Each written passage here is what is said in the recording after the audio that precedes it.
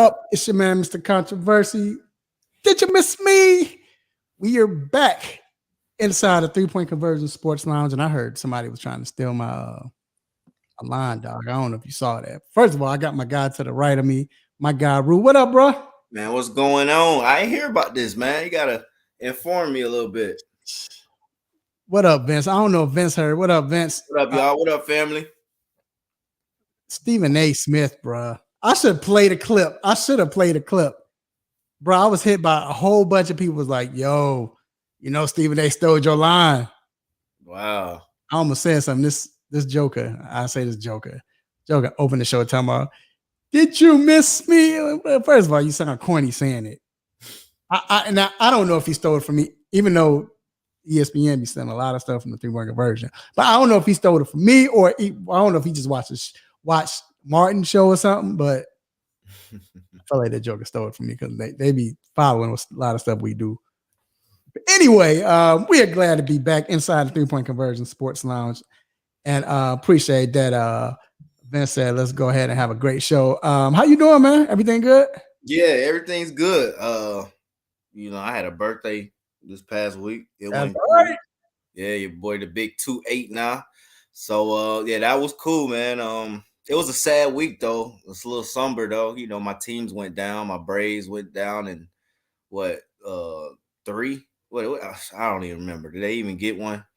The Falcons lost, so it was kind of, but the dogs always come through, so we represent. Yeah, man, it was a bad week for me too, bro, in the sports. I mean, which we will get into the Colorado when they lost. I couldn't believe that. We'll get into that. But the Bears lost. Justin Fields get hurt. My fantasy teams, bro, I lost I'm in 9. I think I maybe won 2, maybe 3. 3 out of 9, bro. So it was horrible. But anyway, man, we have a great show lineup for you all. First off, we are talking about the NFL, man, because, we named the show, We Tell the Truth and Shame the Devil. And the reason why we're saying that is because it's a lot of misconception going on in NFL, man, especially with quarterbacks, Rule. Mm-hmm. We got to get into that. So that's the hot topic. Also, man, we are talking, I just mentioned Colorado, and not necessarily Colorado, but specifically Travis Hunter. I got to ask you, matter of fact, I talked to you. You told me the next morning. I woke up. I went to sleep when the score was 29-0. Woke up. Next thing you know, that next morning, and it's like, I saw you post something, and the text like, yo, this is crazy. I can't believe. I'm like, wait, what are you talking about? I went to go look, and sure enough, like, what? I said I want to be like number 13 from Stanford when I grow up. Yeah, when you said that immediately made me go look and say, okay, what is he talking about? But yeah, got to talk about that. Also, man, did the win by Washington and the performance by Michael Penix, did that push him to the top of the Heisman Trophy race? So we'll get into that. Also, man, we got to do pretenders and contenders, bro, with the NFL teams. We got a lot of NFL teams, man. It's in that borderline, like 3-2, 3-3. So we got to talk about who's the pretender, who's the contender. Basically, not saying they're going to win the championship, but will they make the playoffs or not? So we'll get into that. Then, of course, man, we got to talk about NBA. It's NBA, man, coming up next week, bro. Start of the season, man. How excited are you? Or let me ask you this. I guess the tournament they having now, does that get you to the point where you're more excited in the beginning of the season, or still like, we'll wait till December, January to watch basketball? The tournament's in like early December, right? No, the tournament's in November. November. Oh, so yeah. Yeah. I thought it was in December. Yeah, for sure. I think so. Because a lot of, those games are going to be televised, so you get to see a lot more players you usually don't see early on in the season. Right. The whole tournament nationally televised. So I think it's cool. What's the winner get? Nothing? Nothing happens. Like When to get you get. Well, Wendy's frisbee. I don't think nah, man, they need like the winner to get like some kind of not what do you call it, like when you in a legal system and like you get like a guarantee. I won't get they need something like, I need a guaranteed playoff spot, 6 to 7 or something like that, man. right, Six to right. eight. I need more than a cheeseburger. Yeah, and Thank you, Danny. they get an NBA. They get the old football. I don't. You too young to remember the football pencils. The pencil with the football team. They get one of those. Each player get one of those. I don't know what they get. Danny says they get cash, so we'll see. We'll see. But anyway, then we got to talk. Like I said, we got to preview the NBA, man. Talk about MVPs, all that good stuff. But also, just what do we expect? Who is the best duo in the NBA? That's going to be interesting. So that's big. And then we got MLB playoffs, man. Rue got a special take, man. A lot of chatter been going on with everybody saying the format should go back to how it used to be, man. So because you have this long layoff, but we'll get into that. We'll get into that. We'll let them talk.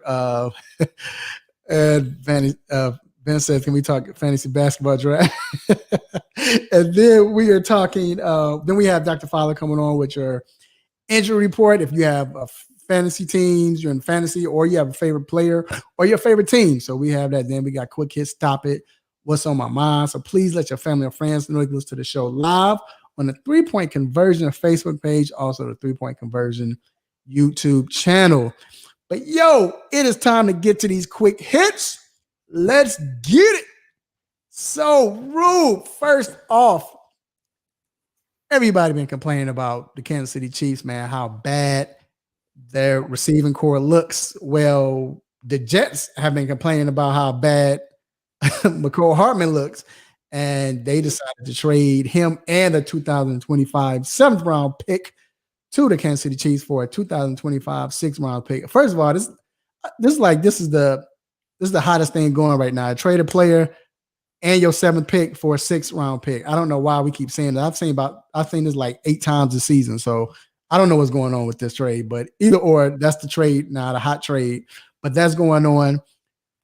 Do you think this will boost Kansas City right now as far as the receiving core and the passing game?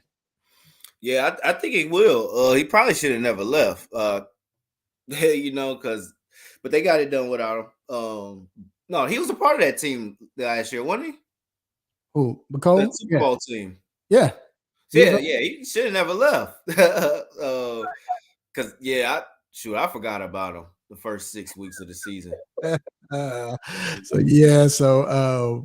But we'll see, man.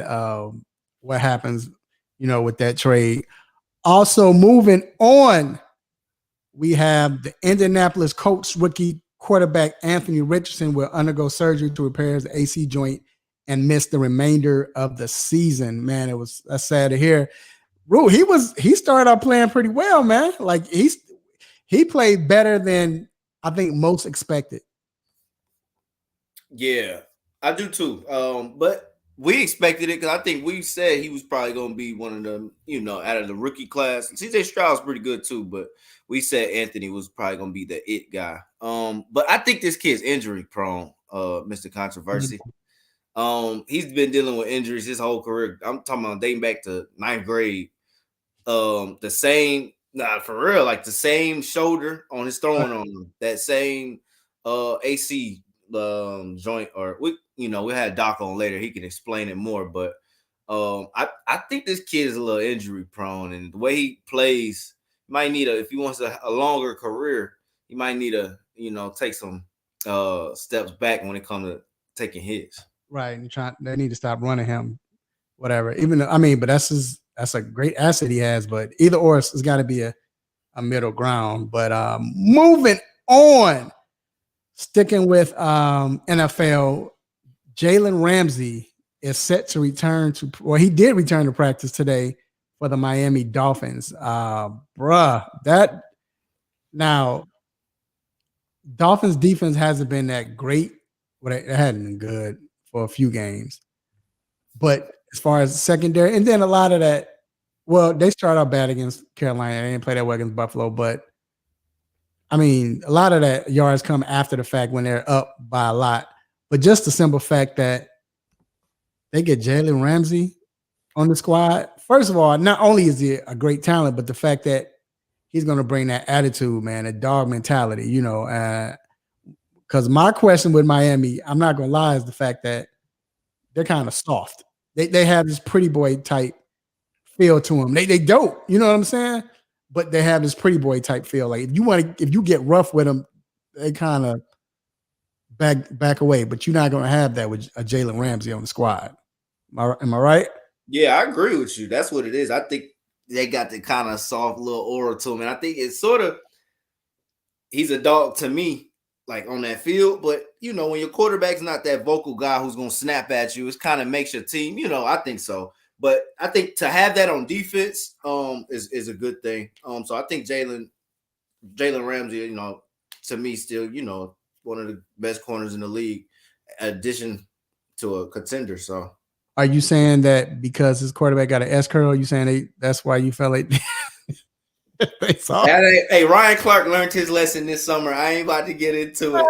They got to get into that, but I ain't going down that road. Did Ryan Clark get punked? Like, yeah, Ryan Clark's like, yeah, he snapped back at him. Remember Brian made my stop it for the same Right. I believe he got a call. I believe he got a call by his family.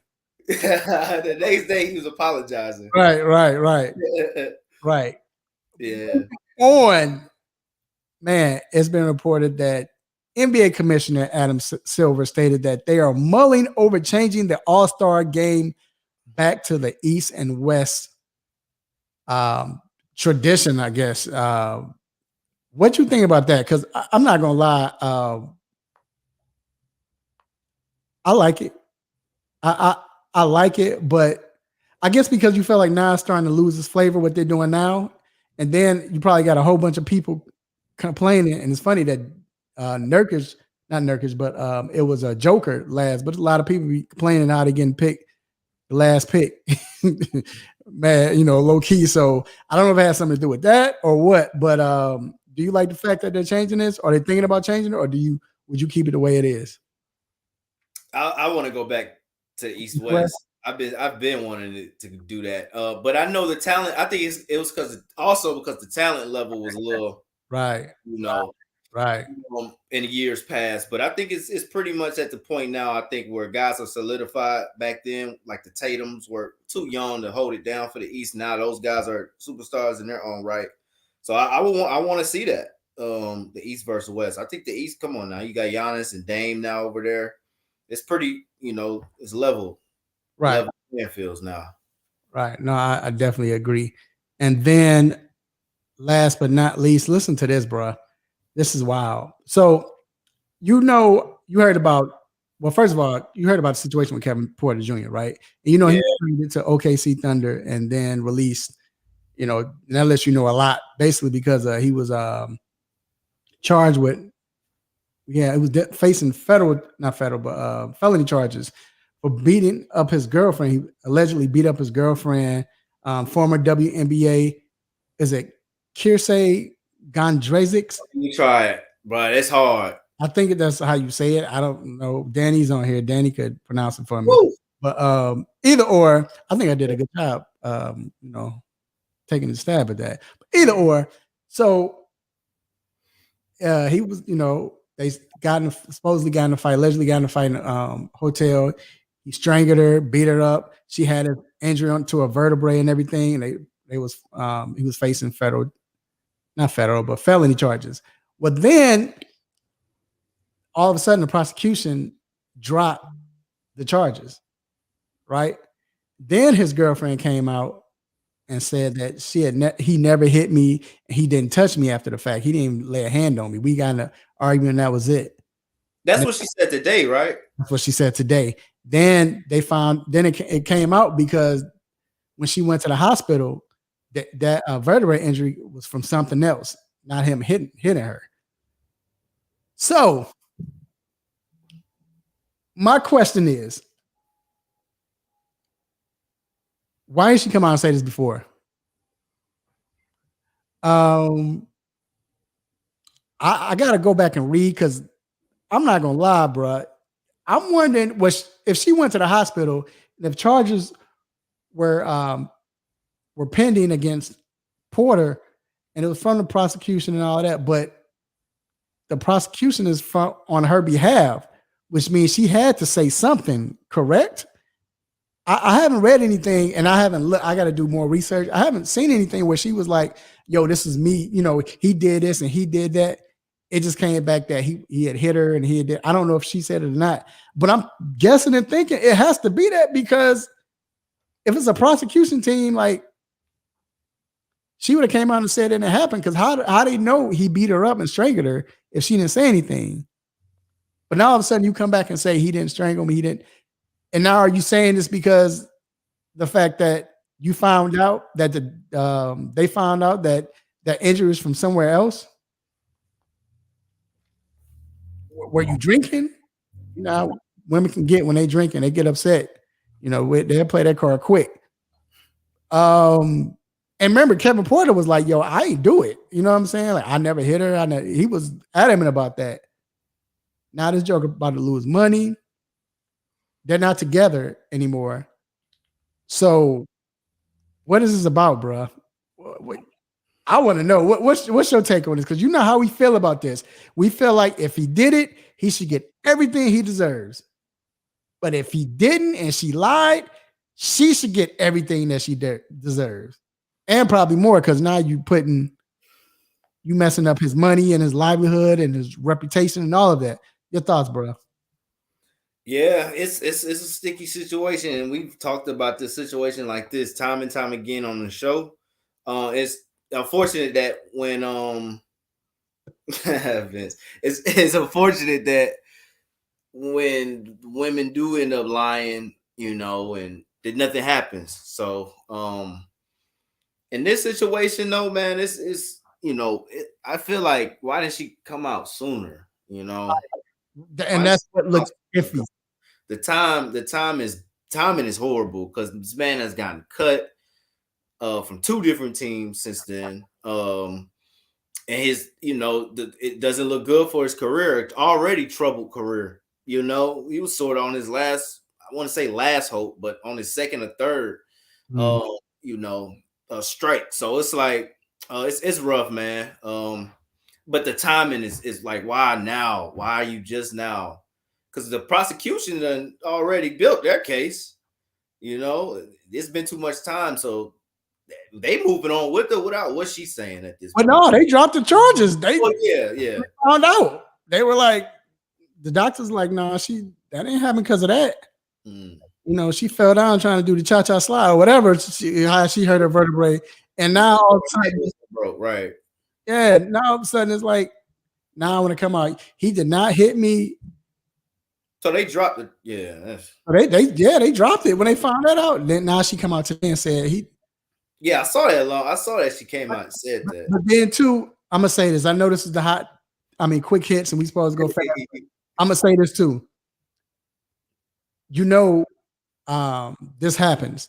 She could have been and still wrong. She's still wrong. This happened, but they got uncles in her ear, girlfriends, aunties, mama, girl. You can get all this money from him. You can get this and you can get that. That happened to Brandon Marshall. I've talked about on the show before. Brandon Marshall, he had a reputation. And then next thing you know, he was in Miami and it was abroad, a nightclub or something like that. He wasn't involved. I think he was there with his wife. They left. An old girl came out. He hit me. He beat me up. He did this and he did that. And then next thing you know, the Brandon said, "That's not right. All this, I didn't do it." And commissioner was going back and forth and mulling over what he's going to do. And then next thing you know, the lady wrote the commissioner a letter apologizing and said she lied about it. She was pressured by her uncles to get money. That kind of happens, bro. And this is not a diss to her, it's diss to the NBA because they should pay them more. She probably was only getting paid like $13 an hour playing, That's why she retired. You know what I'm saying? Like, come on, man, that's not right. So, like I said, you know, if she's wrong, she should get what she deserves. You know what I'm saying? If he did it, he should get what he deserves. But it looked like he didn't do it because everybody dropped the prosecutors dropped the charges, and now she talking about it didn't happen. So it's crazy. But either or, man, that wraps up quick hits, man. Like I said, it's sad to see something like that, bro. It is, bro. But look, we're gonna take a quick break, and we will be right back. Hey, this is Earl Campbell. Hey, it's Chuck the Iceman Liddell. This is Emmett Smith, and you're listening to 3 Point Conversion.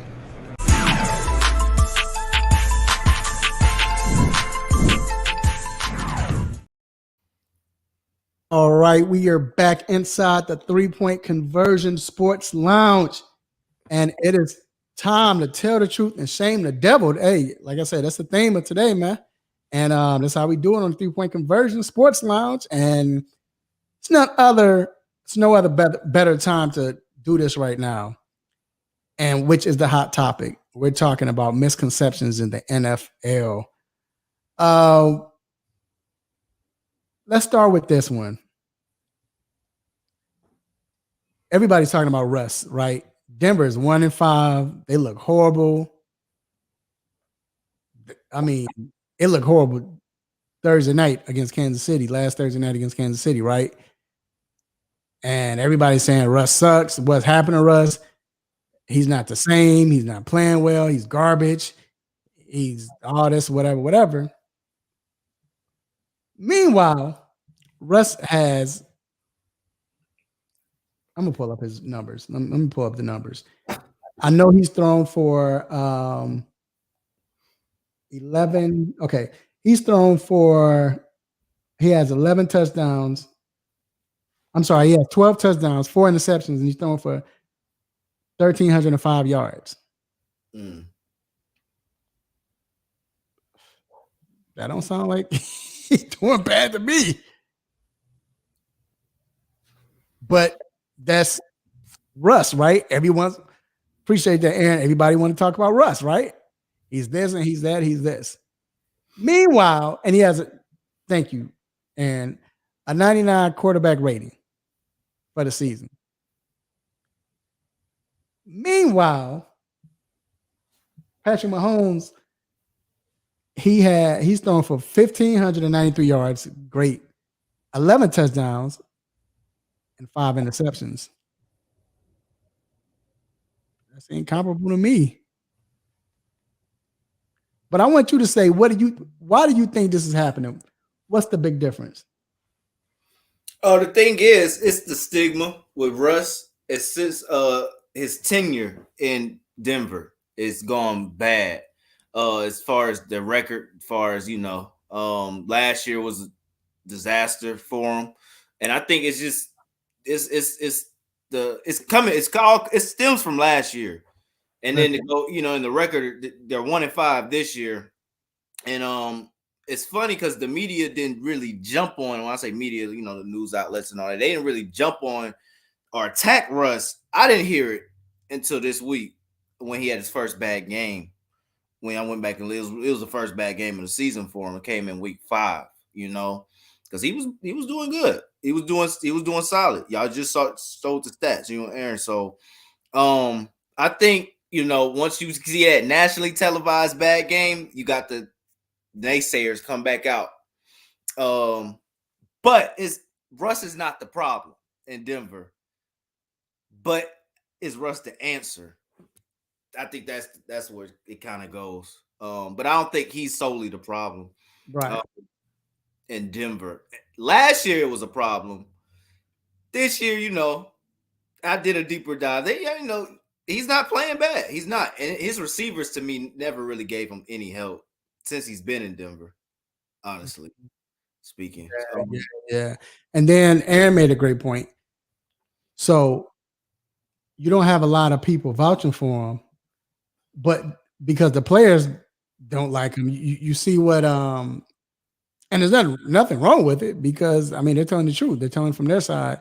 You see what Marshawn Lynch said, and that's what Aaron was referring to. Marshawn Lynch, he came out and was like, basically not just he a square, but what he did and how he, treated him wrong, and Lynch tried to reach out. If Lynch tried to reach out, I mean, come on now, Lynch, Marshawn tried to reach out to you. Yep. And you kind of like, nah, I'm good. And let's be real, tell the truth, shame the devil, right? It's not cool to like Russ going back, just from the whole Sierra and Future thing, man. It's been a thing. It's been a thing.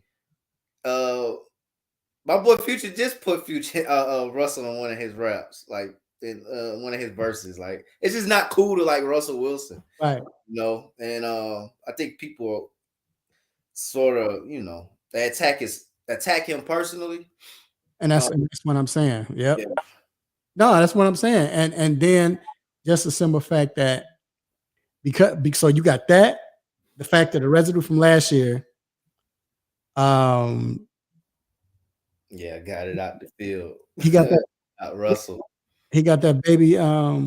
Future said, "I got it out the field, not Russell." Right. It's just, I don't know, man. It just sounds like everybody. Russ has got everybody against him. So now, and he might have caused it himself the way he's been to the players, and now these people saying the truth or whatever. I mean, at the same time, Russ is Russ. You can't get mad for somebody being quirky or different. That's who he is. But that's misconception one.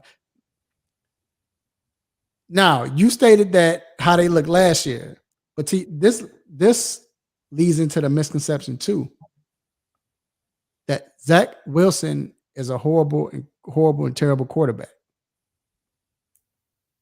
Reason why this leads to misconception too, to this misconception, what Russ did last year, because they do have something in common, right?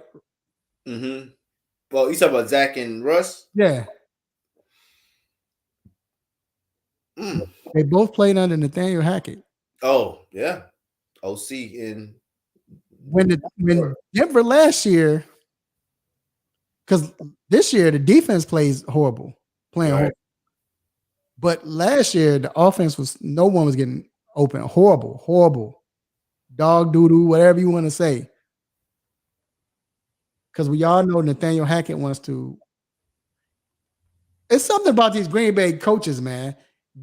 Luke Getsy for the Bears, he think the offensive scheme should be ran just like it was with Aaron Rodgers. No, you're not coaching Aaron Rodgers. Same thing with Nathaniel Hackett. He was running plays that he thought would work with Aaron Rodgers and Denver Broncos. No, it's not the Green Bay Packers. It's the Denver Broncos. It's not going to work. You don't have the same type of players. Now you bring Aaron Rodgers to Jets. Okay, it should work. Aaron gets hurt. Now what's happening? The offense looks horrible, and everybody's blaming Zach Wilson. But the common denominator in last year's Denver Broncos offense and this year's Jets offense is what? Nathaniel Hackett. So all I'm saying is, I don't know, Rue. I don't think we could just put everything on Zach Wilson. I don't. That's a great point. Yeah, that's a great point. That's a great point. I didn't think about it like that at all. Yeah. It's funny though, because I would say that Chiefs game he performed well. But other than that, I thought he played pretty well in the Eagles game. Yeah. I thought that was more so the defense to me though, but no, but offensively, I'm saying he played. He wasn't horrible. They were driving. They couldn't put it in, but I still think that's because of the offense. Not necessarily Zach Wilson. So I think you're starting to see that Hackett is dialing back and said, "Okay, you know what? Let's try to play for his strengths. Let's dial this playbook back a little bit. Let's change some stuff." And I think that's why it's working. But again, the common denominator that is Nathaniel Hackett. So that's the other misconception. Now, the last misconception is with all the flack that Justin Herbert is getting right now, because he can't win the big game, which is true. He hadn't won a big game. I'm gonna ask you, let you speak on this. Do you believe that is to be true? That this is warranted? That he's not that good and he's not that good of a player? I'm gonna let you speak on this. Oh no, that's not to be warranted. Because I heard people starting to say that chirpers starting to come out after Sunday night or Monday Night Football, saying that it's Justin Herbert really that good as everybody says he is. How we crowned him so early after that rookie season, 35 touchdowns and like it's crazy, like 6-7 interceptions maybe. Mhm. He hasn't won a big game. And it's starting to, get repetitive. But the reason I say it's not warranted is the coaching. I think he's had two terrible coaches since he's been in the league, Anthony Lynn and Brandon Staley, to be our two. I mean, I didn't think Anthony Lynn was ever good. And it was sort of the same things we're seeing with Brandon Staley. It's almost like as if they're the same as Anthony Lynn still there. The close games, going for it, losing, just just the repeating process of losing close games where you have a chance to win. We keep seeing it. And the defense played well. I thought Monday sort of played well, but I think it's taken steps back throughout the years. So he needs to like. I thought Sean Payton really would have been perfect in LA. Because he needs a coach. Right. Because the offense is booming with what's the offensive coordinator name? But Kellen Moore. Kellen Moore. Yeah, with Moore. Here's the thing. This is why I think it's a misconception. You're right. What you said, I agree wholeheartedly. Then too, we can't put that loss in the playoffs on Justin Herbert. Not when you up, what was it, 30? What was it, 28 zip or 31 zip? Yeah. Something like that. Yeah, they blew a 31-point lead. You can't put that or on Justin Herbert. Mm. Let me think about all the other games. We talk about the big games. We can go back to the 2021 stretch where they had to, I think they had to just beat somebody to get in. I forgot. I think it was Jackson. They had to beat somebody to get in. Just couldn't get it done. The Raiders. It was the Raiders. They had to beat the Raiders. And he had them in the lead and the Raiders came back, right? Yep. But not just that. Not just that. Forget that. Remember the game before that, and they played the Chiefs. Mm-hmm. And they were beating the Chiefs. Matter of fact, his rookie year, they was beating the Chiefs. Chiefs had to come back and win. That was the first game he played. Yep, the Tyrod game. Yep, week 3. Then the next year, they played the Chiefs on a Sunday night, and they had a big lead. And Chiefs came back to drive. They drove back at the end of the game, and Kelsey got that touchdown in overtime. Yep. How is Justin Fields? I mean, Justin Herbert. How is that Justin Herbert? How is that? So my point is, again, misconception, man. Like, that's why I say, we got to stop looking at the obvious, looking for the easiest thing to see, looking at stats. Got to look at the whole picture, bro. Got to put everything together. And I think that's why we have misconceptions, of the NFL, man. So look, that's going to end the hot topic. We're going to take a quick break, and we will be back to keep it on football, man. Don't go anywhere. We'll be right back. It's Kalen DeLoach, linebacker. This is Tyler Van Dyke. I play quarterback for the University of Miami. What's going on? This is Shador Sanders. You're here listening to the 3-Point Conversion.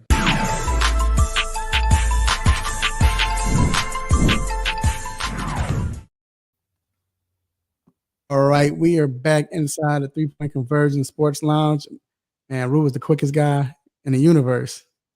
Yeah, but but anyway, it's time for that college football, man. And I'm gonna let you go first, bro. What is your nosy neighbor watch this week? Hey, my nosy neighbor. I think I've been staying in the SEC lately. I've been peeking around the corner and peeking out the blinds in SEC country. But I'm gonna actually take it to the Big Ten. Biggest game of the week. You know, I don't really think I could be looking nowhere else but this game, Penn State at Ohio State. I'm looking all in James Franklin yard though, coach of the Penn State Nittany Lions, because this is a big one. And we just talked about Herbert a little bit winning that big game. I feel like James Franklin is one of them guys. Like as far as coaches, he needs to get it done. Jim Harbaugh showed us he can do it the past several years. So it's like a couple years. So it's time to step up to the plate. James Franklin, Ryan Day has essentially came in and ran this conference since the departure of Urban. So and you've been in this conference. You came in this conference for a reason. To do something, to shake it up. And this is probably your best team, the offensively and defensively. This is definitely to me your best quarterback. And Drew Aller. So young, but I think he's definitely a playmaker. He's poised for it. So I'm looking at the Nittany Lions. I'm actually predicting them to go in and upset the Ohio State Buckeyes in Ohio State. So I'm looking at James Franklin on Thursday, right? On Wednesday night. I'm being nosy, man. Yeah. I'm with you. That's a big game. Like you said, he yet has another chance to win a big game. Right. My nosiness, I'm pulling out my binoculars and all of that to see what USC is going to do, man. I've been saying this for the last 3 weeks, 4 weeks. They went on this run where they've been playing horrible, Rue. They've been messing up. They've been shooting themselves in the foot, and it kept getting stronger and stronger. Arizona State, then Arizona. Arizona State, they struggled, but they came up with the win. They came back at the end. Arizona, it went into overtime, but they came out with the win. You play Colorado, you blow a lead, you just barely win by 7. Score no points in the fourth quarter, score any points in the fourth quarter. And then if it comes all together when you play Notre Dame, and next thing you know, you get blown up, you get breaks beat out of you by Notre Dame. Now you got another conference big game against Utah. What are you going to do? I mean, I don't even put this on Caleb. This is on Lincoln Riley, man. Like, bruh, you got what you want. Are you a good coach or not? I mean, we know you've been a good coach, but now that it's competition, what's going on? You didn't have that competition like that in Oklahoma. But now this year you have the competition, and like you failing. So my neighbor watches on that. Yeah, and he's about to enter into that competition with USC moving to the Big Ten next year. Right. No, right. But speaking of the Big 12, we talked about the loss, man, by Colorado losing and everything. And Rue, what I don't understand is the fact that the way Colorado came in, they came up, they was up 29-0, we all know, and they lost. Right? Embarrassing to a team that's 1-4 to Stanford. But it looked like Puka was playing for Stanford as well, too, at wide receiver. The way he was balling. Yeah, like Puka. But either or, it was Travis Hunter's first game back. Now, Travis Hunter came in and balled out, right? Played great offensively. He had like 13 catches for 40-some yards, something like that, and a touchdown. But defensively, he was getting ran on, which Stanford did it right. I would have done the same way, right? You throw the ball, you keep throwing the ball at him. This is the first game back. He playing both ways. He tired. He's not in game shape. You're doing the right thing. I mean, that's what you're supposed to do. I would do that also. It was like they ran the same play like 5 times in a row, threw it to his side. But let me ask you, do you believe that maybe they shouldn't have played them both ways? And maybe in this particular game or period, but in this particular game, do you think they should have played them both ways or played them that many snaps? No, definitely not. Definitely not up 29 either. 29 points. Not both ways, at least. Right. So I thought that was a coaching mishap on Colorado right there.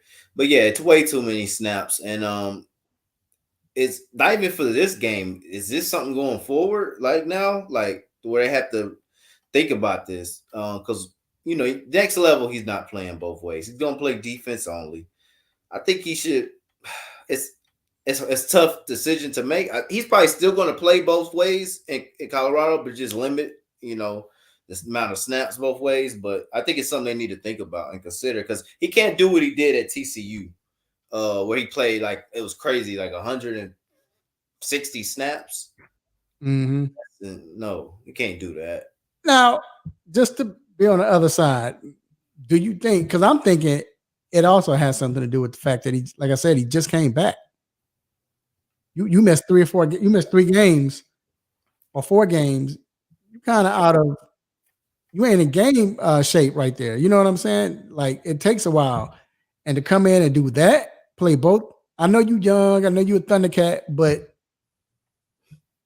I think he over exerted himself, and I think that's the reason why.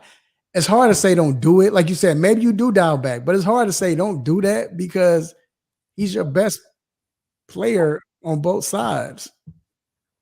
Like I mean, we saw. I can't think of his name. Ohio State, and he ended up being a cornerback in league. I can't think of his name. But he did it. He played both sides. Now he wasn't as good as Hunter, but still. And then when he got to the NFL, he stuck with cornerback. But yeah, maybe they should have. Maybe they dial it back. Maybe you might be right. Maybe they dial it back, but I think it really has something to do with the fact that he hadn't played. And then you think about somebody else who was injured, is coming back in a sense from injury, was Michael Penix. I didn't get to watch all of the game last week. I had to go cover the Hawks, preseason game. But you saw it. You tell me, Rue, what did that performance move him to the top of the Heisman Trophy list, winner list, or candidate list, I should say? Yeah, rightfully so too. It was a good game. It was a good battle back and forth. But early on, Penix showed he could take a great D over the top. For a quarterback that doesn't run out the pocket, it seems like at all, this dude just sits in the pocket and just throws darts. I love it. Because you got to get at Washington front some credit too, but the defenders was coming at him and he was sort of staying poised with it. He made one bad mistake, but that's about it. He's definitely in the favorite right now for Heisman. He's averaging like 390 yards a game. 40 points. He did it against Oregon too. Yeah, the number top 5 rated defense in college football. Yep. So it's kids on the next level right now. All right. You said that you told me off camera that Caleb moved to what? He's 7th right now. 7th. He dropped. You can get Caleb at 30 plus 3,500 right now to win the Heisman. I might do that, bro. Yeah, you can. You can get him at plus 3,500. $100 will win you 3,500. 25 will win you do the math. I might do that. Yeah, 25 when you like 1,200. I might do that. Yeah, it can happen because look, the Pac-12 was always supposed to cancel each other out. What Penix goes on and lose? What's his going to drop to? So, and who's the next best quarterback? We all know Caleb Williams is. Caleb is the best quarterback. Because all they got to do is have a game where. Yep, it resets everything. Saturday. What if he throws for 6 touchdowns, no interceptions, 400 and some yards, and they win? Right. And don't let them come back and win. Like they come back and win the game, or it was a last second drive, whatever, So yeah, he can definitely come back and do that. But yeah, this kid Michael Penix, man, that throw he made in not overtime, when they was driving to win the game, and he threw it to the receiver when the receiver jumped up and caught it between both defenders. Yeah. But where he threw that was insane. Yeah. That was insane. Yeah.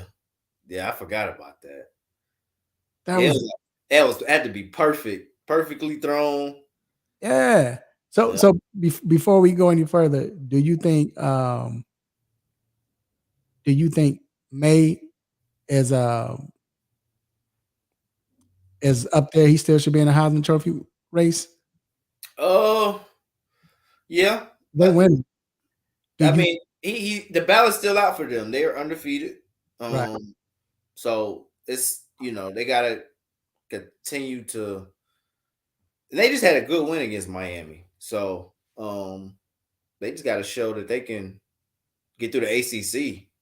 Right. As long as their record stays unclean, he's going to be in the Heisman race. Do you think he's as good as the rest of the quarterbacks? Yeah, and also he just got a huge weapon, Tez Walker, last week too. Right. I don't think he's good. I don't think he's that good. Like everybody say he is.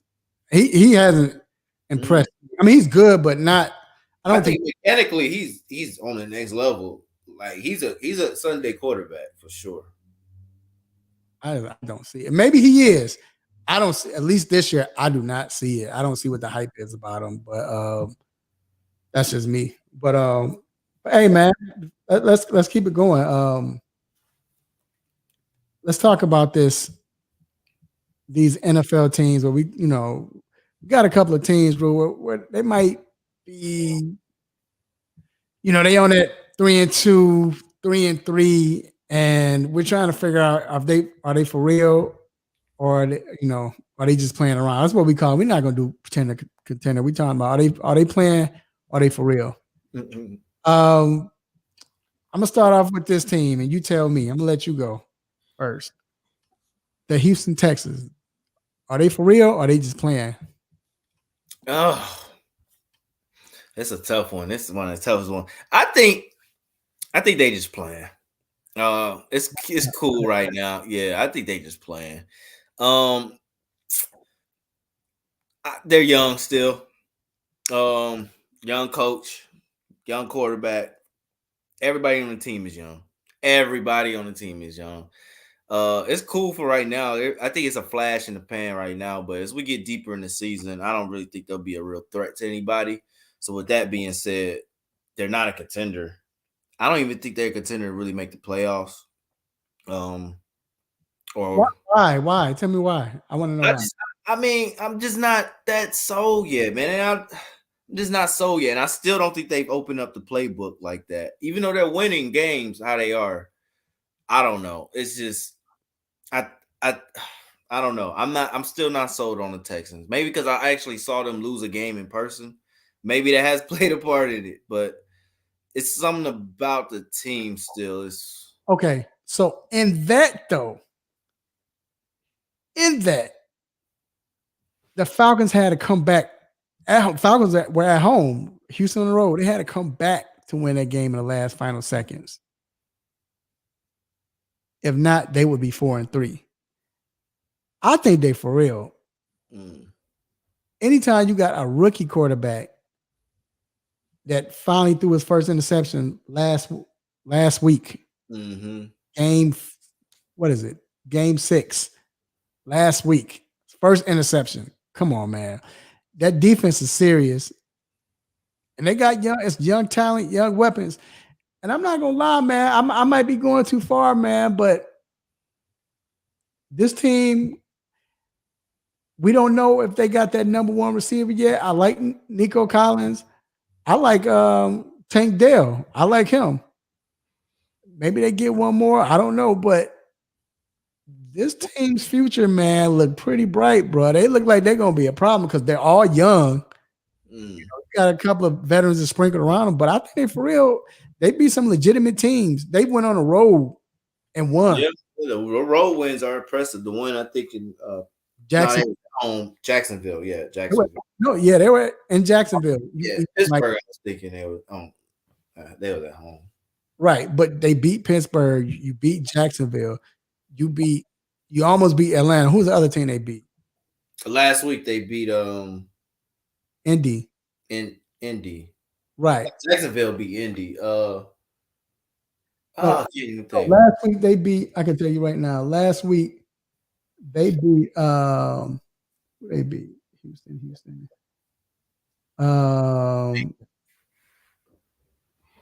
They beat New Orleans at home. Mm-hmm.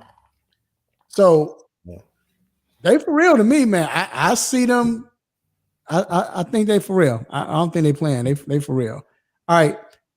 Next team, New York Jets. I go. I think they for real, man. I think they're for real, bro. This is why I say their wins have been stellar, right? You beat Buffalo, and then you beat Buffalo, and you beat Philly. Buffalo's beginning the game, or maybe beginning the season, maybe they got lucky. I don't know. We'll see. But you beat Philly, right? Here's the thing. When they played against Buffalo, Josh Allen for 3 interceptions, 1 touchdown, like 200 some yards. They play Mahomes, 1 touchdown, 2 interceptions. They play against Jalen Hurts, 1 touchdown, 3 interceptions. Hold him 200 some yards. But this defense is serious. And the fact that this defense is serious, that's what makes me believe they're going to be pretty good. Because now at this point, if you can just put up 16 points, we can win. That's not gonna cut it in the NFL, though, Mr. Controversy. It's been working because you got to remember, they start off slow because it was the first. I mean, they was hit by that blow. You trying to recoup. We had talked about Nathaniel Hackett and his horrible play calling, and but with that defense, prime example. I know it's a different league. 2000 Baltimore Ravens. If you have a defense that can shut an offense down, the best offenses, you can shut them down, you always have a chance to win. And then you still got, you got stellar players like Garrett Wilson, Bryce, Bryce Hall. You got dynamic players on offense. Just give them the ball. And we saw how Wilson is starting to ball out, right? I'm just saying. It's 2 in a row. I'm just saying. But go ahead. Pretenders. Because the defense is great. Defense is it's great. It gets stops when they need to get stops.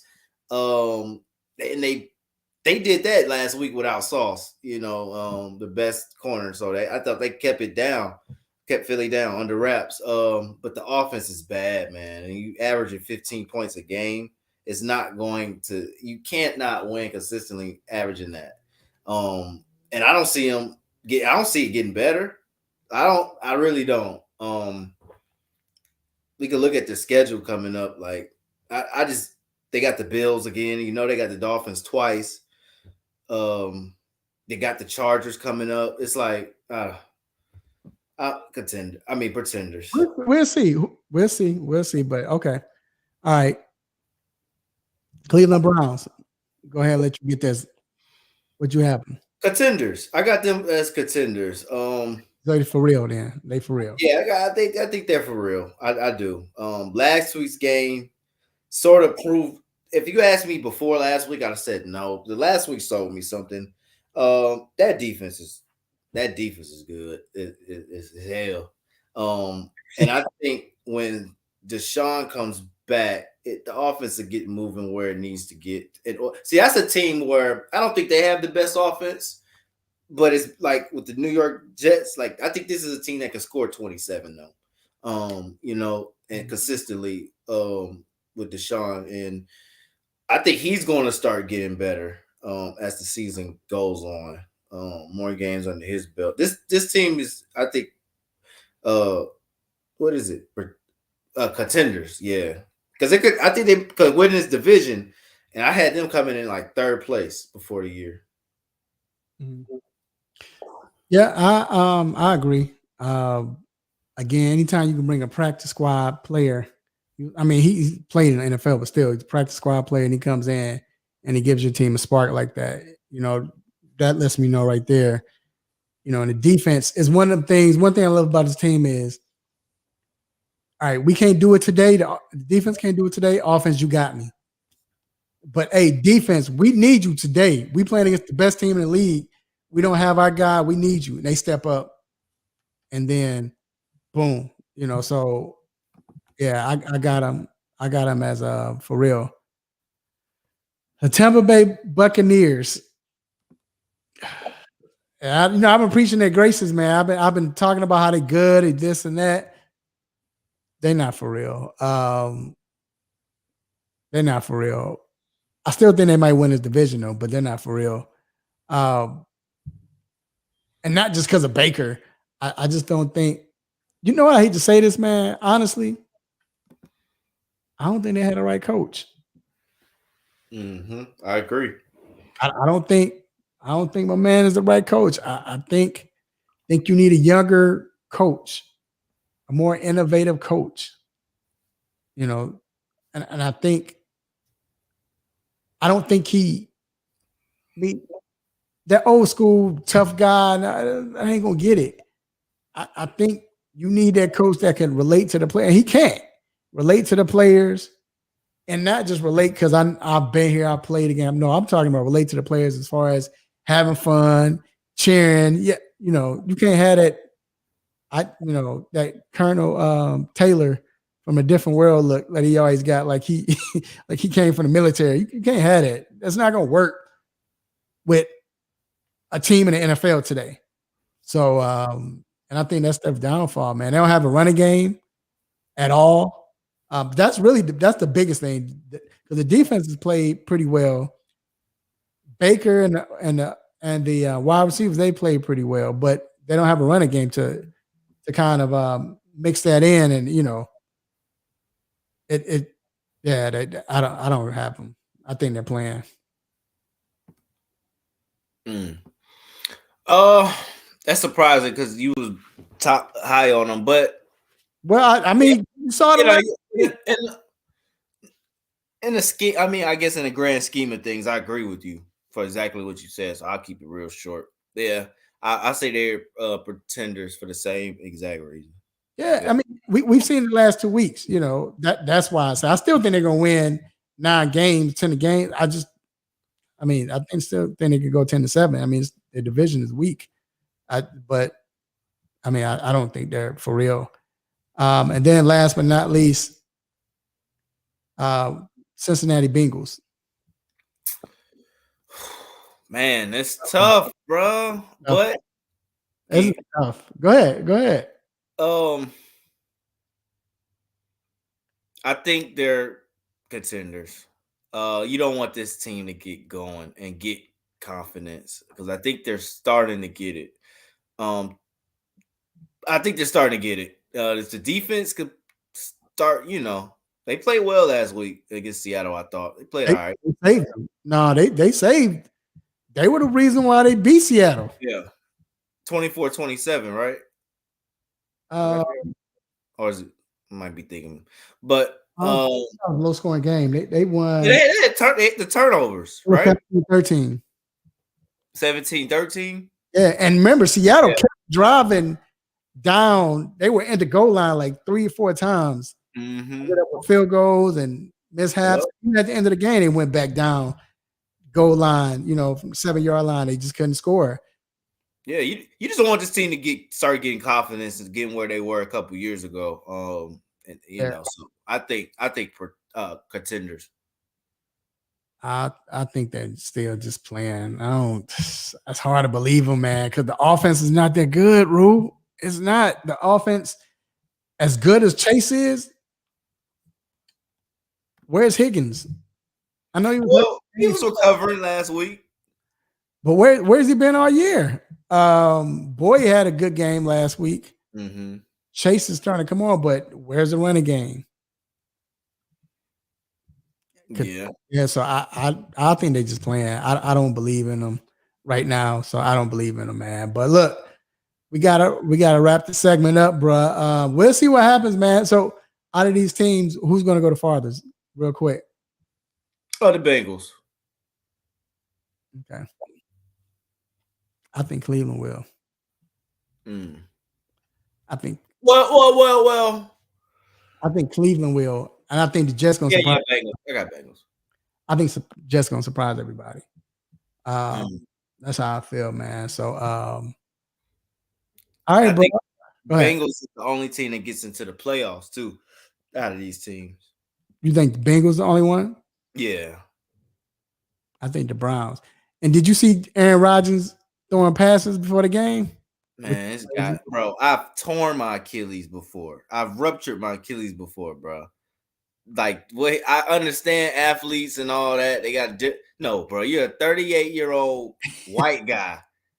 Sit down, bro. Sit down, bro. You can't move. I would have said, Rodgers. I would have said, walk up here. I'd have said, I'd have said, take 2 steps up. He wouldn't have been able to do it. He can't walk. He's like, bro, he's like 30 days away removed from surgery. I saw 36 days away removed. Like, I couldn't do anything at that point, bro. Like, It took me a full 10 months to get back to walking in a straight line. I was shocked. I ain't gonna lie, I was shocked too, man. But yeah, man, he gotta stop it. He just wants some attention. All right, man. We're gonna take a quick break, bro. We're gonna be back for the Stop It segment. Keep it locked. Hey, it's Chuck the Iceman Liddell, and you're listening to the 3-Point Conversion.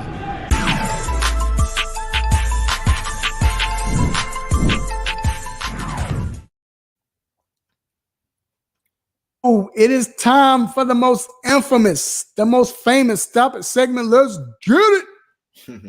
My Stop It. I wish I should have put the video in here. I ain't think about it, bro. But I might do one of your numbers. But I'll talk also for the listeners who's listening on as a podcast, whatever. So the Chicago Bears last week, they had a bad game. Justin Fields gets hurt. The backup comes in, lose a fumble. Like, everything look bad, right? Mm-hmm. So it was a point in the game where Justin Fields was he was like looking to throw a pass or whatever, like drop back. And let me see if they have this on here. They gotta have this on here. And they don't. I don't see it. But they were playing each other, and I mean, it was drop back. He dropped back, throw a pass. The guard blocked his man. The center blocked his guy, and then. Oh, I saw that. This is the center. I saw that. Y'all watching, if y'all watching, this is the center. I saw that. This is the guard, and they're blocking. Guard go right here. Center blocks whatever. Then they come back. And they start blocking each other. He looked around like for a split second. He looked around like he was just ready to block anything. The heck, bro? I saw that. Bro, they were blocking each other. I don't care if they didn't say anything, because usually Stop It is if they say something, it was an accident. I don't care what you had to say anything. You got to get Stop it. Stop it. Come on, bro. Yeah, I saw that, bro. He was a backup. Yeah, it was so embarrassing, bro. Yeah, I saw that. That was so. He blocked his own man. That was so embarrassing. Go ahead, bro. What's your Stop It? That was a good one. So my Stop It, man, it comes out today. My Stop It actually came out today. Well, I had one, but I want to make this my Stop It because I thought. We talked about it a little last week about Caleb Williams' dad, or was it his dad came out and said, hey, my son might return back to college because he don't want to play for the number one pick if it's not, the right team. Like, he can decide next year, stop it for that. But I want to give a stop it to not Caleb Williams because I think this is smart, but whoever his publicist is, gets a stop it. For the timing on this, I don't know if you heard today that Caleb Williams wants partial ownership of whatever team drafts him. Oh, I saw that, bro. Stop it. Stop it. Now, I'm not giving Caleb Stop Williams a stop it because I do like. Stop it.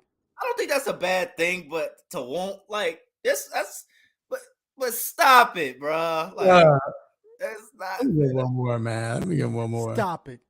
Like that's not about to happen. I think you're dreaming big though. I applaud you for the confidence. You know, it's like the second coming of Jesus or something, bro. Like I'm gonna take Steve Smith's word. That's one of them. The owner, I don't care what nationality he is. He was like, "Would you please?" You know what I'm saying? Like, did you please? I probably want to take us say for real.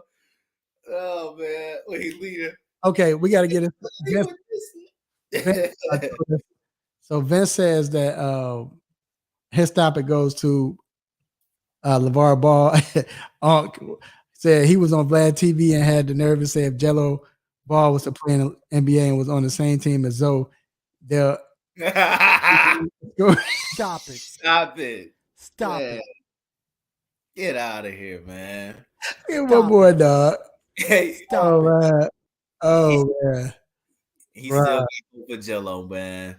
Still doing it, bro. Like, hey, but that's what a father's supposed to do, man. I ain't even mad at him, man. But yeah, you tripping, bro. Golly. Yeah. All right, man. That wraps up the Stop It segment, man. Hey, that's a good segment to go into NBA, bro. Definitely. Season start Tuesday. Definitely excited, to see what happens. Just because there's a lot of new faces and new places, that could. I mean, again, Chris Paul has a good chance of winning the chip. You got Phoenix. Can Durant win a chip without Golden State? You have Boston now with Porzingis. Dame got a good chance of winning the chip now in Milwaukee. It's just a lot going on, man, and I want to see what happens. So let's get into it. Who is your surprise team for the East? A surprise team for the East, man. I don't know if this is a surprise, but I think they'll be better than last year. Because they didn't make the playoffs. Yeah, they didn't make the playoffs, and I'm talking about the Toronto Raptors. I think Toronto has always been. They've never been a bad team, but they was sort of always been like a disappointing team. I think getting Grady Dick, man, I just feel like that kid is gonna have instant impact. The kid from Kansas over there, is gonna have instant impact. OG Anunoby, to me, one of the best defenders in the league still. And then with the addition at point with Schroeder, who had a good summer in FIBA. Right. Oh, I know they lost Van Fleet, but I don't think getting Schroeder is that bad. Scotty Barnes, Pascal. I think they're gonna be a surprise, man. I think they probably finish like fifth or sixth. I don't know if that gives it the surprise, but a lot of people don't think they'll make the playoffs. I think they'll be probably fifth or sixth seed this year. So that's my surprise team in the East. My surprise team is the Orlando Magic. I think they're going to finish fifth in the East. They got a boatload of talent, huh? They got a nice squad. Yeah, they got a boatload of talent, man. I think they're about to all come together. I think the person that might finally get it together this year is Jalen Suggs. I don't think the pressure's on him anymore to be that guy. Cole Anthony is that dude, but the young players, of course, Paolo, I think he takes a step up again. But you got cats like Wagner. You still have a Wendell Carter. I mean, this team is set. This team got a lot of good players. The rookies they drafted, and they got a nice young coach, a nice good coach, and not young as far as young in age, but just with him coaching, I just think he can relate to his players. I think Orlando, man, I think that's the team that's gonna surprise everybody. They're gonna be like a top 5 seed in the East. That's my surprise. So my surprise or my disappointment in the East, honestly speaking, man, I think it's gonna be the Knicks. I think the Knicks, they're gonna drop down. They still missing something. And I like Tibbs. Tibbs always gonna be my guy. But I just think Tibbs is not that guy. I think the league has passed him. That playing defense and let me say this: they need one more player. But with the team they have, Tibbs is not going to do it. You need one more star player, and I just don't think we've seen Randall. When Randall get in the big time in the playoffs, they don't do anything. I don't even see the Knicks having chemistry. RJ Barrett, they don't have chemistry. RJ Barrett is nice, but it's like they don't have chemistry. The only dog on that team is Jalen Brunson. But other than that, we saw it last year. I mean, they played a good Miami Heat team. Miami Heat went to the finals. But still, I don't see it, Ruth. So that's my disappointment. Who was your disappointment in the East? Yeah, the Knicks right there. I'm right there with the Knicks with you. I agree. If it wasn't for this team, I would have said the Knicks. But what the expectations are for this team, I think they're too high. That's why they're going to be an easy disappointment. And that's the Miami Heat. You just said it. I think that's a team who got hot at the right time. So like we see with a lot of baseball teams, they were a mediocre regular season team. Let's not forget they were the 7th seed, I believe. The 7 because they beat the Hawks in the play, and they were a playing team. They didn't get better to me. I think Nikola Jovic is a name to watch out for over there, and the rookie they just got. Why is his name slipping? For the Miami Heat, their first round pick this year. Jamie Jaquez out of UCLA. 2 names to watch over there, but I don't know, man. I just think a lot of people they shouldn't expect that team to be. I think they're gonna be fighting to make the playoffs. Honestly, I think that's gonna be. I know they made the finals last year, but I think they're gonna be fighting to make the play-in. I think it's gonna be a play-in team again. So and I don't think they're gonna go as far as they were, but I think that's sort of disappointing. To a lot of people who think they're probably the top teams in one of the top teams in the league. Mm-hmm. I don't think they are. My surprise team in the West, I believe, Rue. We might have the same for this one. What in the West? It could be the same. No. My surprise team is gonna be it might be as the Thunder. Okay. I think the Thunder this year, they made a play-in, but I think they're gonna be much better. Now the West is loaded still, but I think they're gonna be much better than last year. You know what? I'm gonna take that back. You know who it is? I know who you saying. It's gonna be Portland, bro. Was that it? Oh, I got Portland, man. The Thunder. You expect them because they add Chet, so you expect them to get better. But Portland Trailblazers, and the reason why it's a surprise because you just let your best player, probably,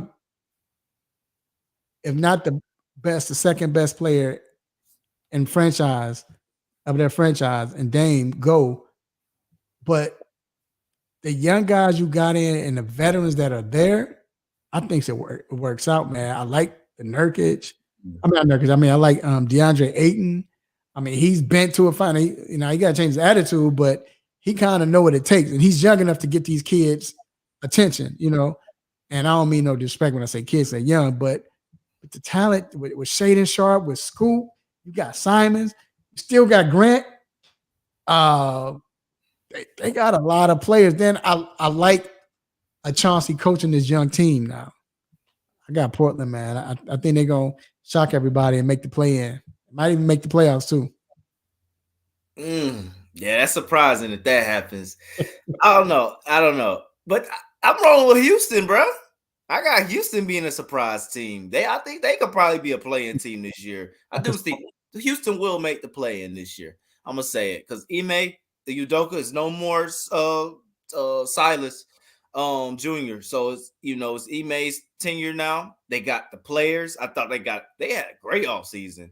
Van Vliet and Jalen Green, Dylan Brooks, who I think was going to probably ignite a fire in this team, inspired them to be competitive night in, night out. Something they were missing. And Alperoon Sengun, man, is a name to watch, bro. That kid from Turkey he's a center, skilled, skillful as hell, and I think he could play ball. And Jabari, another, going into his third year now. But the rookie, though, I think is going to have an impact. Probably, man. Cam Whitmore. Whitmore. Yeah. Yeah, I think he's going to have a – oh, yeah, and your man. I cannot forget Amen Thompson, too, to get both of those guys. Amen, for sure. I think it's going to look good with this team. So, yeah, I got Houston, bro. I think they have a good little season ahead. Who's your disappointment? Yeah, the disappointment in the West, man. So it's hard because I want to say Memphis, but they're gonna be missing Ja. I wanted to say Memphis because they're gonna be missing, but I tried to take them out because they're gonna be missing Ja. And I wanted to say the Lakers as much as I hate them, but I think the disappointment in the West is it's the Phoenix Suns, man. I think it's going to be a little rough to start. I don't think they're going to win as many games as people probably think. I think it's going to be rough. I think the season is going to be rough. They're going to have their trials and tribulations. They're going to go on their streaks, but I think those guys will finish maybe fourth or fifth at best. The West is tough. They're not just going to be the number one seed. So, and I think a lot of people are going to start to question that team. Is it going to work? So I got the Suns being disappointing. I have to go with, I can see that, but it's just hard. When you got Durant is always, wherever he's gone, they've won. They've always been relevant. It's hard to see that, but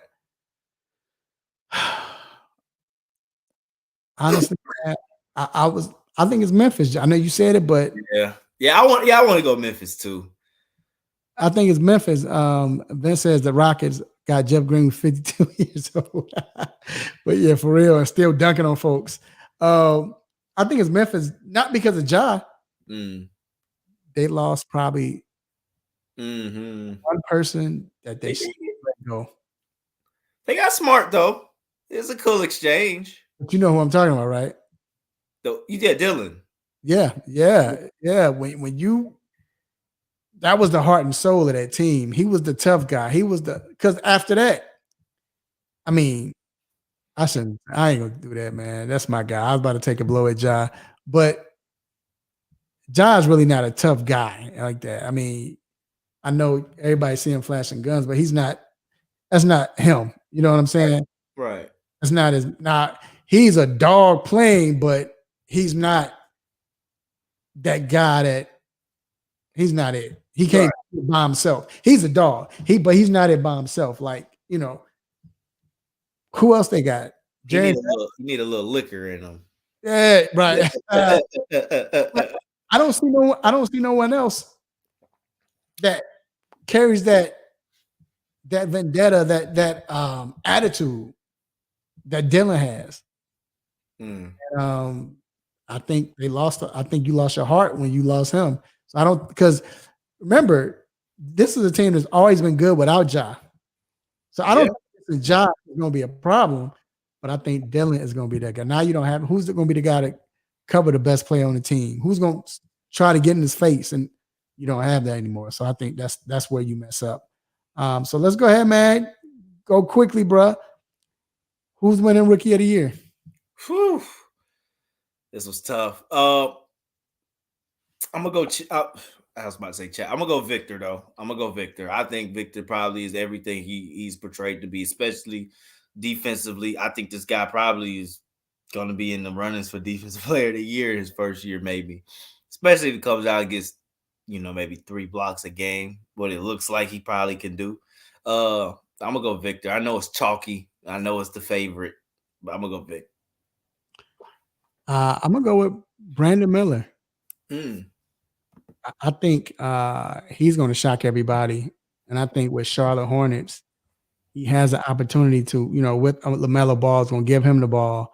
You got Rozier, so all of the attention won't be on him, and his skill set is nice, bro, and I think he's going to get it.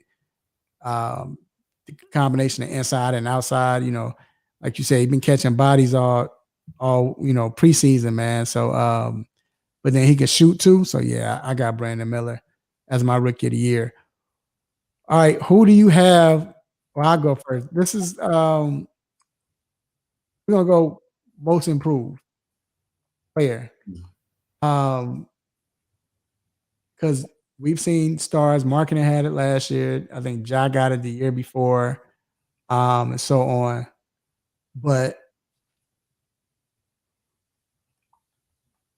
I think it's gonna be Shaden Sharp. I think he's gonna average close to 20 a game. And I think it's gonna be he's gonna make them tough, but I think this year first, Portland's they're gonna be scrappy, but they're gonna be a run and gun type of team. And I think Shaden Sharp, man, they got too many weapons on this team, bro. They got too many weapons. I think he's gonna average 20 a game. And yeah, that's who I have. That's who I have as the most improved. Who do you have? Yeah, so when I was thinking most improved, like I think you said a name when we was talking earlier. I could see him winning it, but I think he did pretty good last year where he could have won it was Mikal Bridges. That was the one name I kept clicking. I think Austin Reeves could be in the running for it, especially if he starts. Which he will, right? Mm-hmm. I think he might be the favorite. Everybody banking on him to ball out. Yeah.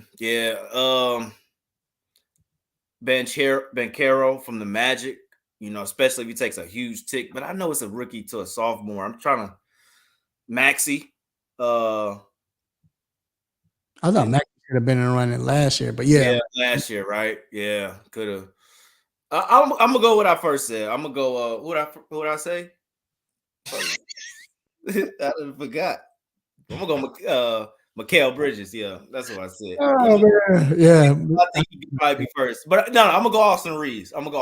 Most improved. Okay. Austin Reeves. All right. So who's winning Coach of the Year? Coach of the Year. I'm gonna go Ime. I pretty much said why I think. I think taking that bad terrible Houston team over the last 2 years and getting them, and I don't know if they make the playoffs, man, but I do think they have a damn good year. But that Thunder coach probably could win it too, man. But I'm gonna go OKC's coach. I don't know his name, but I'm gonna go their coach. What's his name? Do you know? No, I don't. I'm gonna go OKC. Heck, I'm gonna go OKC. I ain't gonna lie, I don't know his name, but I'm gonna tell you who's gonna shock you right here. This should have been in my surprise team. I know where you're going. Let me say it. Ooh. Washington. No, but that's good. All right. Quinn's gonna win Coach of the Year. Ooh, okay. Quinn is a great coach. Listen to him talk. And this is not biased. I'm not a Hawks fan. I cover the Hawks, but I'm not a Hawks fan. But he is so detailed with what he does and what he says and how things go. Like he's a coach. He knows basketball. He relates to these guys, and that's all they kept saying. I think the Hawks win 50 plus this year. I think they're gonna shock everybody. One thing about Quinn, real quick, man, he knows how to put everybody in their right position. Look what Utah. There's no way in the world them Utah teams should have been that good. All right.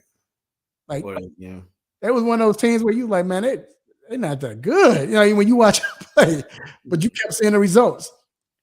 I know the Hawks didn't make a lot of push for a lot of people, but I feel like he got the right type of players. I feel like Jalen Johnson going to come back and play better because of that. So, but I have him as my coach of the year, MVP. Whew, that's a big one. This the big one. So, man, I don't want to go chalk, man. I want to be like you. I don't want to go chalk. I think last year I said Luca. Right. I forget. You said Luka last year. And yeah. I don't think it's Luca. But I'm it's chalky, bro. You don't want to hear it. Say it. I think it's Jokic again, I man. agree. Okay. You know what? Jokic. Like, If I get most improved, it's hard to say I anybody. think Shaden to get it. Shaden can get it. But the only reason why he won't get it because we're going to finally see the first year Jamal Murray step up in a regular season and score like 26, 27 a game. And I think Jamal's going to get it. But I agree. I think Joker's going to get it. You're right. So speaking of that, who was the best duo? All right. The best duo. So I got to take all my biased out. My favorite duo, I just want to say, is Kawhi and Paul George. That's my favorite duo. Right. The best duo, though. Who's going to be the best duo? Who's going to be the best? It's probably Greek and Dame. But yeah, it's probably Greek and Dame the best. But don't sleep on KD and Booker, man, because they already showed you what they can do. Both score 40 in the same game, and like it's just gonna be hard to. So to me, I'm gonna say Greek and Dame, but KD and Booker are scary too. I think this is the year that you see Trey and DeJounte step up and see what they're supposed to be, right? But the best duo in the game this year is going to be, come on, man, Joker and Jamal. Look, you have we just said Joker's going to be the MVP. And I just said Jamal Murray is going to be the most improved. It was like Kobe and Shaq, man, in the playoffs. I said this last year in the playoffs. People try to get on me and everything. The reason why is because they have the best chemistry. Now we don't know what Dame and Greek is going to be. We know that Tatum and Brown, that chemistry. I mean that duo is lethal, but their chemistry is not like Jamal and Joker. Like Joker knows where he's going to be. That pick and roll they do. Yeah. It's not the same, but I'm saying it's reminiscent. When you think of duo that have that much chemistry, it's reminiscent of Karl Malone and John Stockton. Like, and I'm not saying that because they both in Utah. No, they're not in Utah. They're in Denver. My bad. But I'm not saying that because of, they do a pick and roll. But I'm just saying the chemistry. I know where he's going to be at all times. I know what pick to roll. Both of them do. They it's that sense. Because shoot, I like Sabonis and Fox. It's a lot of great duos in the league this year. It's low key ones too. A lot of people don't talk about Ant-Man and Cat. Cat. Come on, man! Don't Cat, don't nothing. Cat go to the garbage list because Cat 23 and 12 for a career. But Cat should be 28 and 12. Cat keeps falling. He's falling in love with his 3-point shot. Stop it. Like, bro, you almost. It's nice. He has a 3-pointer, though. But that don't mean you should fall in love with. That's not all you fall in love with it. I agree. He can't be stopped in the post. That's what he used to do. And you got a mid-range game, all of that. But you shouldn't fall in love with shooting a three, bro. I understand you think you're the best 3-point shooting big man ever. I get it. But come on, man. Play a game. He's by the garbage list. I know what duo taking the most shots. Who? I know a duo out shooting anybody. I don't know if they all going in, but they out shooting you. Who? Kuzma and Poole. Well, it's gonna be some shots taken between them twos, boy. We gotta ask Doc when he come on here about that, because that's, Washington. I don't know if that's Doc's NBA team. I think it is, but he might have something to say about. All right, man. Here we go. NBA Finals. Who you got? I'll go with my Eastern Conference team. Who's going to get there in the finals? Even if they don't, somehow, some way, because whatever trade they get is going to work out. If they trade Harden, Philly's finally going to get to the finals. They have the right coach to the finals this year. I hate that. I want Milwaukee to go, but I just think with Nick Nurse, you saw what Nick Nurse, I mean, true enough, you said, well, they don't have a Kawhi, but you saw what Nick Nurse did with that Toronto Raptors team. I just see the same. Wasn't that his first year coaching them too? Kawhi, yeah. I think that was his first. Yes, his first year. Yep. I think, correct me if I'm wrong. The boy won head coach of the year before and got fired. Right. Yeah. But I think that Nick's gonna take that team to the finals. He's gonna be the one to get them to the finals. Who you have?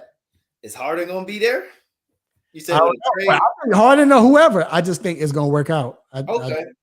In the East, I'm going Boston. I think they got revenge on their minds, a bad taste in their mouth, and I think they improved the team. I know they lost Rob and Marcus Smart, but getting Drew Holiday, man, that's something special. And then can't forget the unicorn, Kristaps, who's been looking good in preseason. But we're gonna have to call Dr. Fowler, and he's probably gonna be calling Dr. Fowler to come check on him soon. Yeah.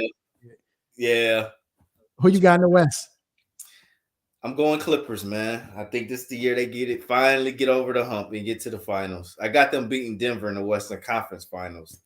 Kawhi and PG have to be healthy though. And if they're healthy, I think Clippers are gonna do it.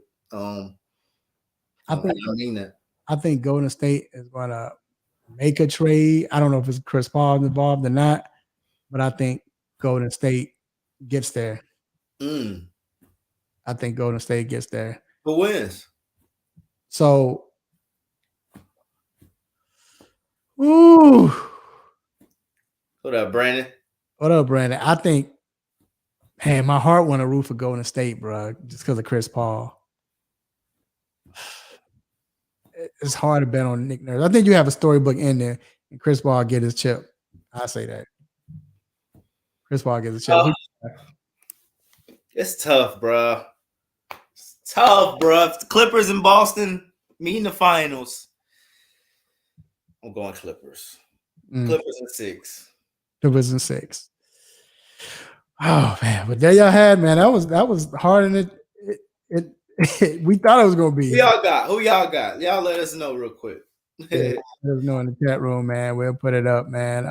Even if it blocks someone. So we'll put it up real quick. We have Brandon says, hold on, here we go, Brandon. My bad. I think he said, of course I'm going with it. He said Warriors ain't going nowhere but to the old folks home. I forgot Brandon be like 10 minutes late on his, but he'll answer in about 10 minutes. But anyway, all right, y'all, we're gonna take a quick break, man. We gotta listen to one of our sponsors, and then we'll be right back.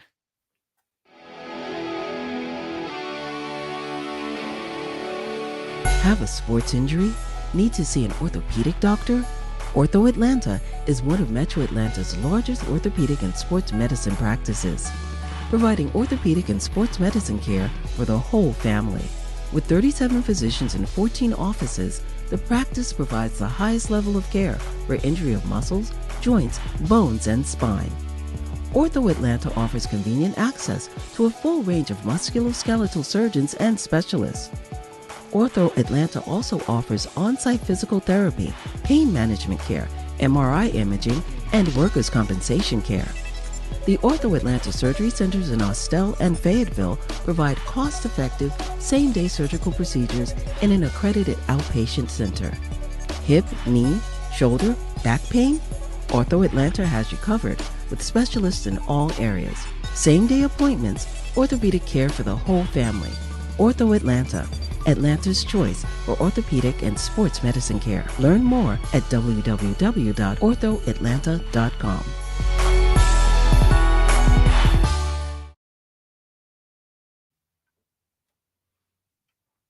Point Conversion Sports Lounge, and here you go. First, this is what he said at first. He said he got to think, but he said Bucks and Denver. Okay. Let's see what you think. That could be a good one. Yeah, easily. But we got another winner in the house, man. And this is family. Got to bring in the one and only orthopedic for Ortho Atlanta, our cousin, our guy, Dr. Donnie Fowler III, new father and all. What's going on, Doc? What's up, fellas? How's it going? What's up, Doc? Good. Good. How you doing? I'm good. Talk to me on Sunday after my boys probably get whipped by the Seminoles down in Tallahassee, but we'll see. So, hey, I see an upset brewing. That's all I say. Good ranked matchup. When's the last time y'all faced off and it was a top 25 teams, Yeah, well, I think it depends on if our boy Riley Leonard, our QB, is plays. If he doesn't play, our backup QB, we didn't need him last week against NC State. Our backup QB completed 4 passes the entire game, and we won 24-3, but that's not going to work against Florida State. So if Leonard plays, we got a shot. If he doesn't, no, that they'll win by at least 3 touchdowns. So we'll see. Well, man, speaking of touchdowns, this next guy I'm gonna ask you about had a touchdown in every game he's played in. Definitely glad I got him in 2 of my fantasy leagues. But Christian McCaffrey suffered an oblique injury and is now listed as questionable. First of all, because they said he avoided a big injury, but yet still, how serious is this, or how can this affect him? And do you expect him to play? Yeah, I mean, it could have been a lot worse. I guess we'll start there. And he's had some injury history over the last few years, more like lower body kind of stuff, an ankle, et cetera, that, those are the things, especially with a running back, you worry about. Now, don't get me wrong, an oblique/rib injury, whatever they want to call it.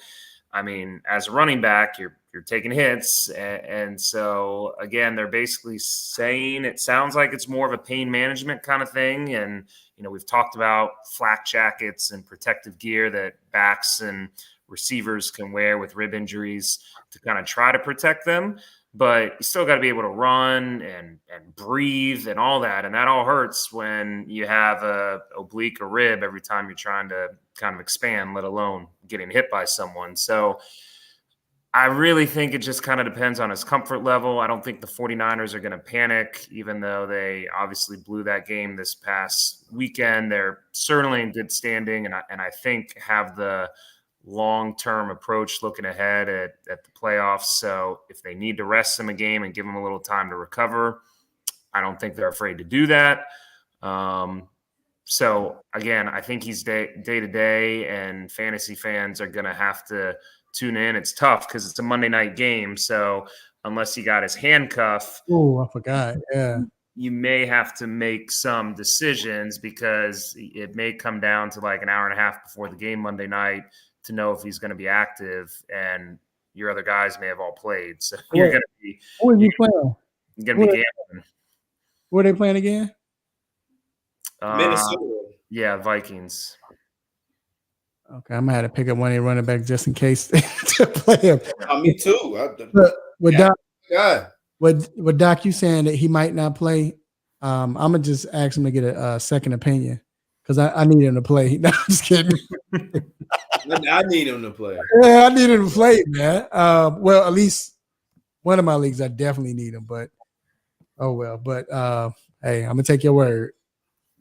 Yeah, just try to have a backup. Like I said, someone else playing in that Monday night game if you need to pivot real quick. So, yeah, make me a waiver claim tonight.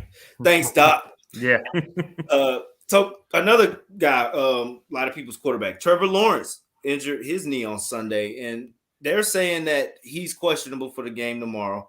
What would you rate his chances of playing against the Saints tomorrow? And would you trust him, even if he was to be healthy and play? Would you trust him starting him on your fantasy team? Yeah, I mean, he seems optimistic. Apparently, the report on the MRI that obviously I haven't seen said he had a sprain, but that he's making very accelerated progress. And he, at least Trevor Lawrence, if you listen to his sound bites, seems optimistic that he will play. Now, every player obviously is like, oh, I'm going to play. Like, it's always, there's a lot of people that go into making that decision. It's not just the player, it's the trainer, it's the coach, it's the team doctor, it's the agent, etc. So I'm sure there'll be a lot of people bringing their heads together on that. I think you kind of got to tune in. I'm leaning towards him probably playing. And if he does, I think you trust him. Unless you have somebody really, really good on your bench, like above him. If you have him, I think you roll him out. So, okay, yeah. Man, that just how can you get better? How can it accelerate that fast with a sprained knee? Like, you think anything sprained, you think that's going to take a while? Like, how could that be, Doc?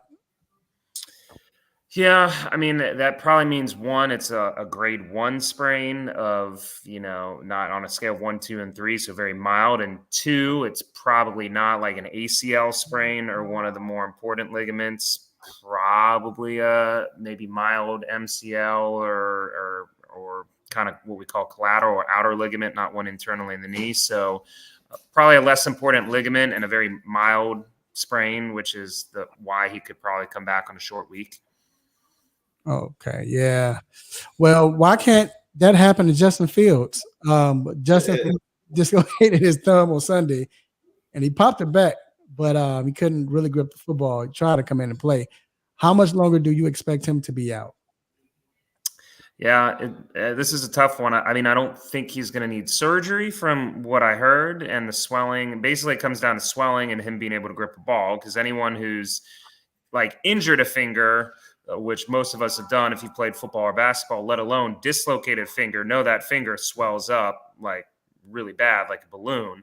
And that can take a couple weeks sometimes to get all the swelling and edema down. And when you're talking about, I'm 99% sure it's his right thumb and his throwing hand.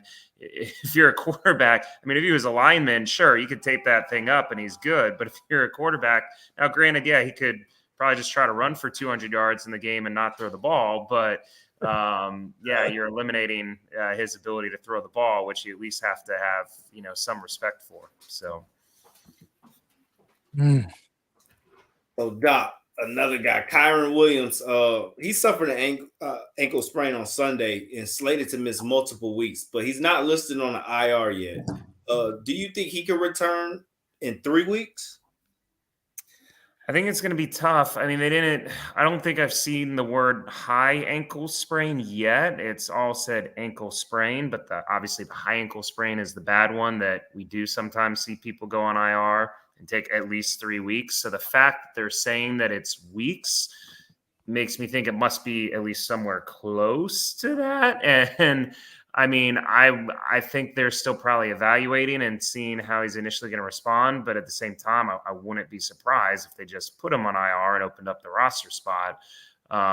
So I think we'll probably know by the end of the week if that's going to happen. But it sounds like 3 weeks is the earliest. And then if you're pushing it, it's almost kind of like, well, you might as well just give him the full 4, put him on IR, give him that extra time, and have, another roster spot for, plug in the gap. Yeah, he was a guy who I think the number 2 running back in fantasy right now through 7 weeks. Was a guy. If you could get him on waivers earlier this season, man, you're in pretty good shape. But yeah, he looked good. He looks, whether fantasy or not, he looks good. yeah, They found them one. They found them one. All right. Well, appreciate that, Doc. And hey, man, let's jump on these picks, man. First off, in college, we're doing the Ohio State, Penn State. Ohio State is hosting Penn State, and Doc, what do you have? I think it's going to be a good game. I'm 99% sure it's in Ohio. It's at Ohio State. So I'm going to go the Buckeyes to cover. I think it's 4.5. I mean, Penn State, Penn State is always like a good team, like somewhere between like 8th and 15th in the country, but it just never seems like they can win the big game. I don't think they've ever been in the college football playoff. I think they've always just been a tier below Ohio State in that regard, at least in the Big Ten. So I know Ohio State necessarily hasn't been, I'd say, the Ohio State we've seen in years past, but I still haven't seen, I think, enough from Penn State to think they are going to challenge with at least within 4.5 points. So I think it'll be a good game, but I think Ohio State wins by 7 to 10 points when it's all said and done. Yeah, I'm shocker, man. I'm taking the points in Penn State. I think Penn State gets it done, guys. I think they get it done. I think they could do the upset. I know this might be like a little contrarian or whatever, but I think this is the best Penn State team under James Franklin. We talked a little bit about James Franklin earlier in the show. He hasn't yet won the big game, but I think this is his big game. I think he gets it done.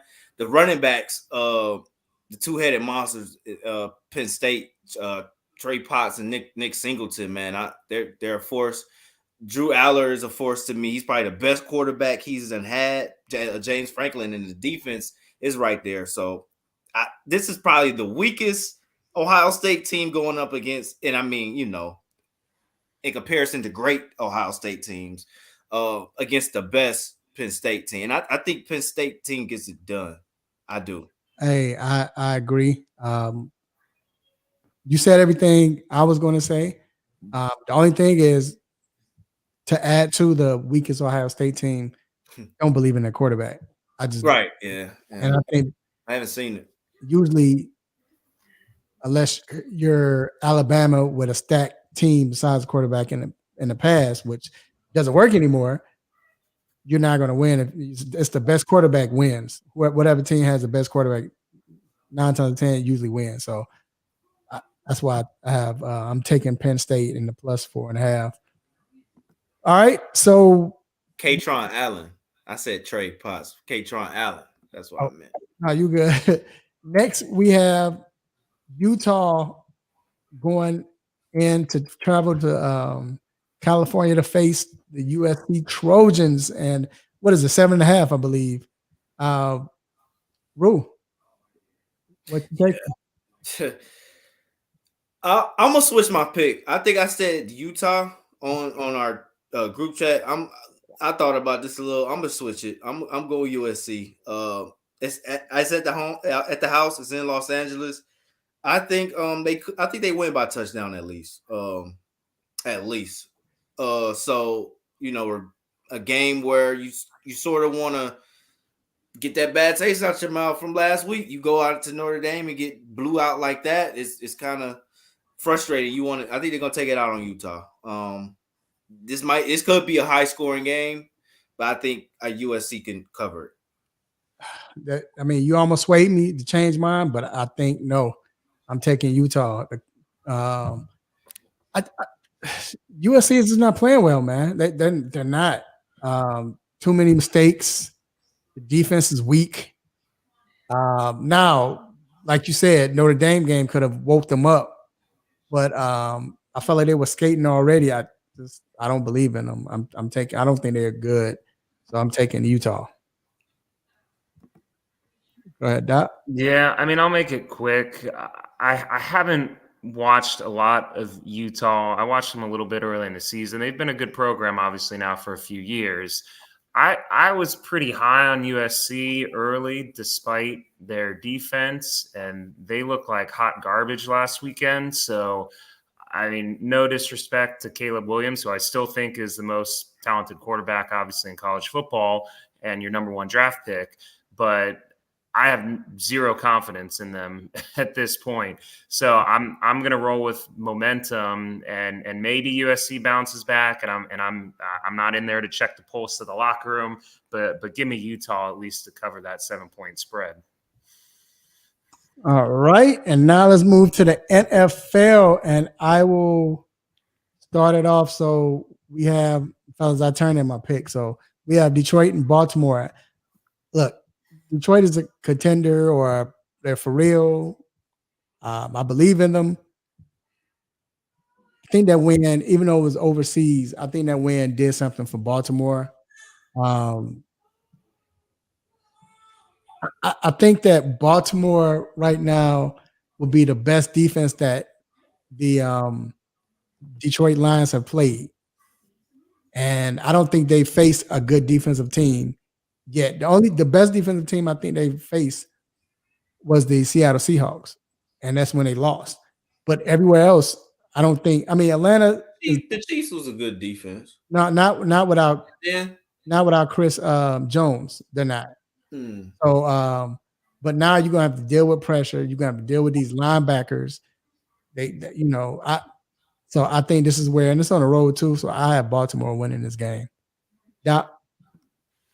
Yeah, well, I mean, you guys both didn't believe in Detroit last week and got me an extra point against you both. And I guess I appreciate you guys doing the same thing this week, because I'm still on the Detroit hype train. And again, I think they're one of the most, I said it last week, I think they're one of the most complete teams on both sides of the ball that I've seen.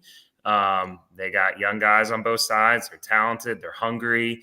They were kind of the laughing stock of football for a few years, and it's kind of like, look at them now, and I'm bought in. So I think the Ravens are still a good team. I love Lamar Jackson. I still haven't overall been impressed with their offense, even with the win last week. I think they had 6 field goals and 1 touchdown, and I know that because Justin Tucker's my kicker, and I appreciated it.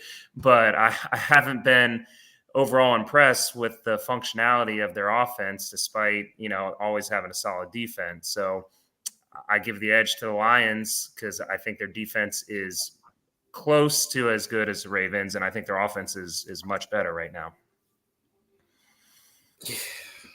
Yeah, I'm gonna be honest, because that's what we do on the show. We tell the truth, shame the devil. Only reason I'm picking Baltimore is because Doc picked Detroit. Because I don't like the fact that the Ravens are coming back from London without a bye week. I don't really like the travel spot at all. The Lions, they are hot, won 4 straight. Sacked Tannehill 16 times last week. Defense is looking great. Worries me their injury report, the Lions. So that I do have a little faith maybe into this, whatever pick, but I'm taking Baltimore because Doc picked the Lions, but yeah, I wouldn't. That's it. Oh man! All right, so Texas, Atlanta, Tampa Bay. Rue, I'm gonna start with. I put my picks up first, so yeah, and I was waiting. You notice mine came shortly thereafter. I was waiting. I was going to send it. I was like, he's taking too long. I was about to send it, but you came with it. I don't do that, but go ahead, Rue. All right, next week I'll go before you, Doc. No, but it's not like you saying all right because you're in the lead. I mean, so yeah. Let me tell the lead real quick. You are so Miles is up. Miles' record is 16-8. Doc is 15-9. I'm 13-11. I fell by. I was mad at that Tampa Bay Detroit. That was an emotional pick. I feel better about this Baltimore pick. Like, I'm serious, but that was an emotional pick with the Tampa Bay because I've been saying they're gonna win or whatever. I was mad at myself when that game started. But either or, go ahead. Who you have, Atlanta, Tampa Bay? Oh man, I'm gonna take the Falcons in this one. I'm gonna take the Falcons. I don't really have a lot of facts to give you of why I think, especially with how Ritter played last game. Bucks coming off a loss, but I'm still seeing things I like. Us trying to get Drake and Kyle Pitts involved. Kyle Pitts didn't practice today. Kind of frustrating. See what was going to happen with him, but I'm taking the Birds in this one. Daniel Smith brought out though. Yeah. All right, Doc. Defense wins this game. I mean, I'm going Bucks. I was at the Falcons Commanders game. I kind of forgot who won this past Sunday, but I mean, if the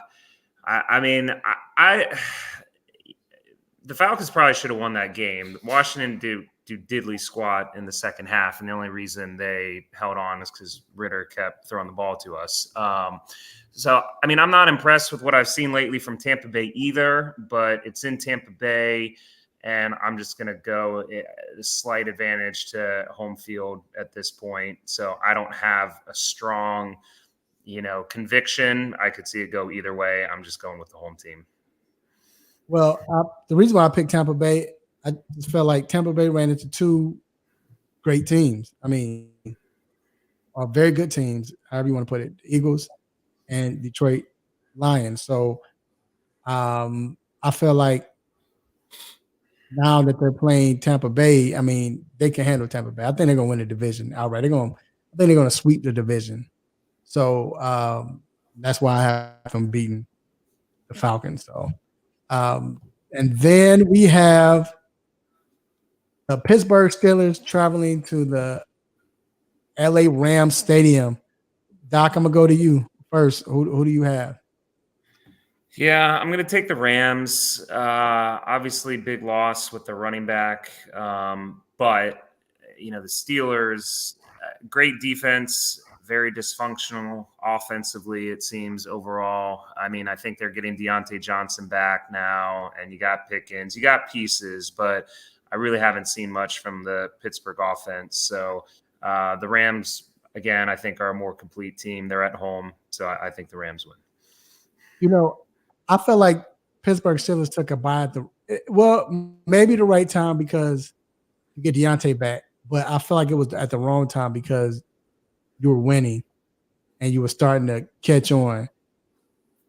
We'll talk about this later on in baseball, but I don't think a young team like that, when you're winning, you want to just keep playing. And I'm just nervous that they're gonna have a setback. And the Rams right now are hot right now, and defense is playing well, and you can't stop your boy Cup. You can't stop Puka. We'll see what this running back does, but the line is blocking well. So, and Aaron Donald is back to being Aaron Donald, so I have the Rams. Good luck to them. Go ahead, Ruth. Yeah. That point you made about Bye coming at the wrong time is, I agree. I think it came at the wrong time for that team. I think it'll be a good game. TJ Watt and those guys will get to the Rams, but I don't think they can stop what Cooper Kupp has brought to this team since he's been back. He went for 148 last week. He had a great game. I saw something too. The Rams haven't beat the Steelers since 2003, so it's been 20 years. But that's gonna come to an end Sunday. I think Stafford gets it done by 3. I think it's close though. Whew. This last game, Miami traveling to Philadelphia to play the Eagles. Man,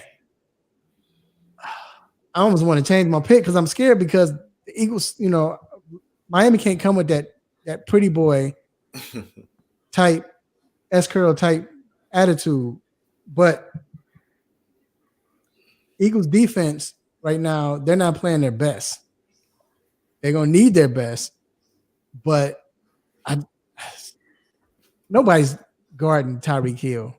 Nobody can catch him. Then Waddle's back. Mostert is playing great. I just think this team has too much firepower. And if you honestly speaking, you think about it, even though what's his name? AJ Brown has been unlocked, but for the most part, the Eagles offense hasn't been playing well. And I just think that playing against this Miami team. If Miami gets ahead early, I don't think Eagles have the personnel to catch up. So I see Miami getting up 14 zip early. And I think it's going to be a wrap after that. So I have Miami beating the Eagles. This will be my game to catch up. Go ahead. Go ahead, Rue. All right. Yeah. I like the Eagles in this game, man. I think Jalen Hurts takes what happened that late game situation, really the last 2 minutes. I just thought he lost his head. He was somewhere else mentally. He forgot. I don't know where he was at, how to play football for about 2 minutes. He forgot. I think he shows up this game. I think he still has a chip on his shoulder with Tua from his Alabama days. Maybe, I don't think he's forgotten that he was the forgotten one. And now, now you see them going head to head. Get Jalen Carter back. You get Slay back. And you said it's going to be hard. Nobody can cover Tyreek Hill, but they do get a little stronger defensively. And I think it's the pressure for the Eagles up front that really, kind of knocks Tua off his game a little bit. And plus, did you hear about this guy? I mean, Julio Jones, the Philly just signed? Come on now. Yeah, Philly all the way. He's probably gonna call Doc the next game, and Doc gonna or something. But go ahead, Doc. I'm not wishing that he get hurt, but I'm just saying. But go ahead, Doc. Yeah, I mean, I'm going Eagles again. I love watching the Dolphins; they're exciting. I almost see this similar to when they went and played Buffalo. You're going to a pretty complete team, in my opinion. It's a night game. It's probably gonna be pretty cold. And I think the Eagles are going to beat them up. And I think probably win, honestly, by 10 points or more. They're going to be pissed coming off that Jets game. They are a team that I think will bounce back just based on their personnel and them getting to the Super Bowl. They know how to win. And again, I see it being similar to that Buffalo-Miami game now, just in Philadelphia instead. So if it was in Miami, I truly might go different, but I don't see it. I don't see Miami matching them and being prepared in that cold weather. I think the Eagles show up and they win. Well, there you have it. Those are our picks. Doc, we definitely appreciate you, man. Appreciate it, Doc, always. Yes, sir. And you have a great rest of the week and weekend. And be safe out there, sir. All right, guys. Till next week. All right, Ruth, let's go ahead and move on, man. MLB, man, playoffs. Let me see what's going on right now. Right now, Houston is up 5-0. Ooh. In Texas. Wow. Max Scherzer. Is he done? I don't know. Let me see. I wouldn't be surprised he's out there, but either or. No, he's still pitching. Yeah, they're probably gonna use him, not waste the bullpen for the next, Yeah, because they got 3 in the second, and then it's 1-1. So, not to start. Scherzer wanted. Look, I'm over here waiting for you to go through the standings, man. I forgot. Look, it's no more. It's no more standings, dog. I'm gonna ask you what. So who? We saw Philly won last week, right? I mean, last night. Yeah, they up 2-0. So, they won 10-0. You called it, man. I thought Philly was gonna go to the World Series. People were saying Arizona. I think it's gonna be Philly going. Still not over. We saying what Houston is doing. They got to go to Arizona. I mean, Philly just beat them at home, so we'll see. But what you think so far with the LCS going on? I'm surprised at the Rangers. I'm not really surprised with Philly. Like I said, I told you they're a scary team. Other than us, I think they're the scariest team in the playoffs, and they could very much beat us. I said it, so I wasn't even surprised the fact they beat us, and that's what's crazy. They're dominant, man, and they got the best fan base in baseball. Honestly, You know, when it comes to just pure fandom, I'll give it to Philly fan. You know how those fans are. They come to we don't do that at our games. And they got the players to do it. I think they sweep Diamondbacks. I don't think Diamondbacks get a game. They've already used their two best pitchers. In the drop off from Merrill Kelly and Zach Gallen to the next guy is like 0 to 100, man. It falls off a cliff after that. But I'm sort of surprised at the Houston, man. If they can pull this off in just up the road in Arlington. They will, man. This is Houston. They will. That's gutsy. That's gutsy. I know Dusty's gonna go out fighting. So it looks like they going out fighting right now. And to do it off Scherzer, I don't think Scherzer should have started. I told somebody this earlier. What is the Rangers doing? Like you haven't played this guy. This guy hasn't pitched in months. I mean months. He's been hurt all year. You basically, it's like it's sort of like a kiss ass, I want to say, to let him kind of come in game 3, your home opener in the playoffs. Y'all haven't been this far since 12 years. Mm-hmm. You owe Max Scherzer nothing. What do y'all owe Max Scherzer as an organization? Why not? Why not? I didn't think he should have pitched a start. Maybe a relief, but he's rusty. He's rusty. Now you let him go and ruin a game for you. It's not like it's Kurt Schilling, somebody who, owes, who the city feels like owes this guy, I didn't think Scherzer should have started. So that's why you said they are 5-0. I'm not surprised. Houston's 5-0. They couldn't score a run on anybody the last 2 games. Now they up 5-0 on Scherzer. I got Houston winning this series. And this might could be where it goes downhill for them. Yeah, this is the worst team to give confidence to, Yeah. So I got them winning. So a lot of chatter. We're gonna do rules pitch right now. A lot of chatter about what's going on as far as you have the Rangers, you have Phillies in here. But both were wild card teams. And look where they are.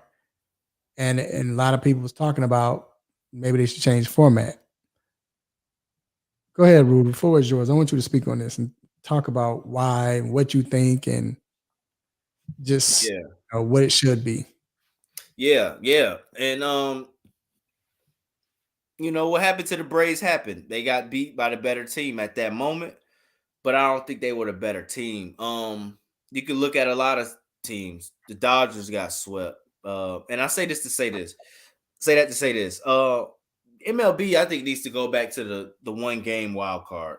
You giving these teams, the division leaders, a week to rest isn't all that good in return. I saw something that those teams went 1 or 2 and 2-14 in the NLDS and the ALDS. 2-14. Those 2 wins came only from Houston.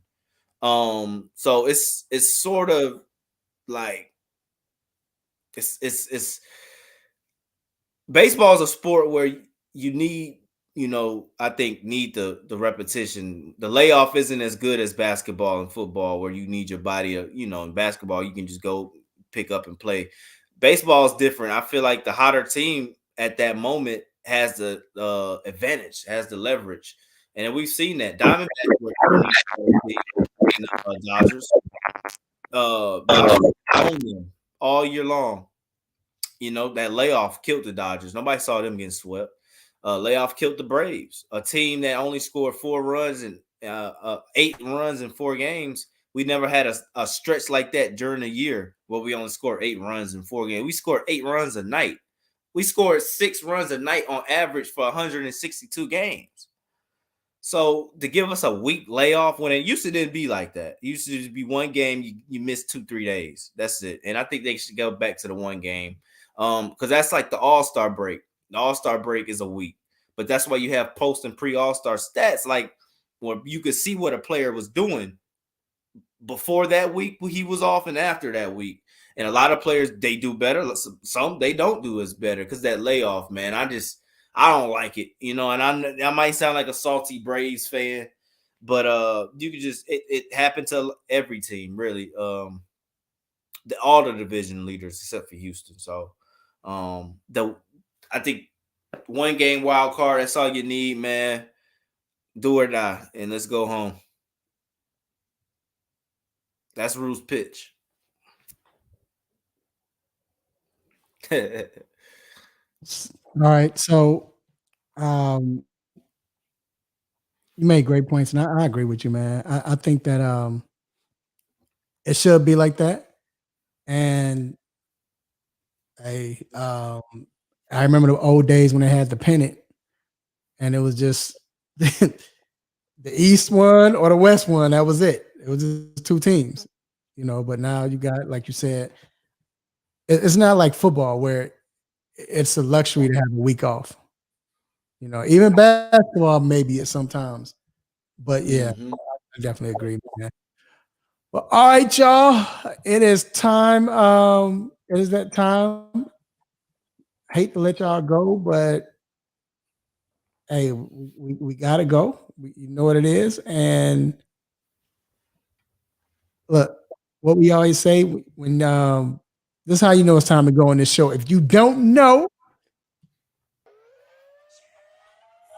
when you hear this music, you already know what it means. It means it is time to let you go. But before we let you go, we have a couple shout outs to stay tuned because you might be part of it. First off, I want to give a shout out to the Almighty God for giving me this platform to do what I do, say what I say, make you all upset, mad, happy, want to give me the stop it button. God, I definitely appreciate it. Also, I want to give a shout out to our guest, of course, Dr. Fowler, our guy. You know, we appreciate you, Doc, always, man. And now I gotta give a shout out to the homie, my guy Root. Oh yeah, man, no problem, man. Always good. Hey, every time, it's every time. That's all. All right, all right, and I want to shout out to my my beautiful wife, lovely children, nieces, nephews, cousins, uncles, brothers, sisters, play cousins, my grandma, my grandparents. Hey, let your family know that you love them while they can still feel it, love them while they still alive. Eat good, drink responsibly, be safe, watch sports. You got the MLB Playoffs, NBA is up on us. You got college football, NFL football, NHL hockey. You got it all, man. But until then, next week, same time, same show, same crazy host, same sports nonsense. When you miss me, I'm out. Peace.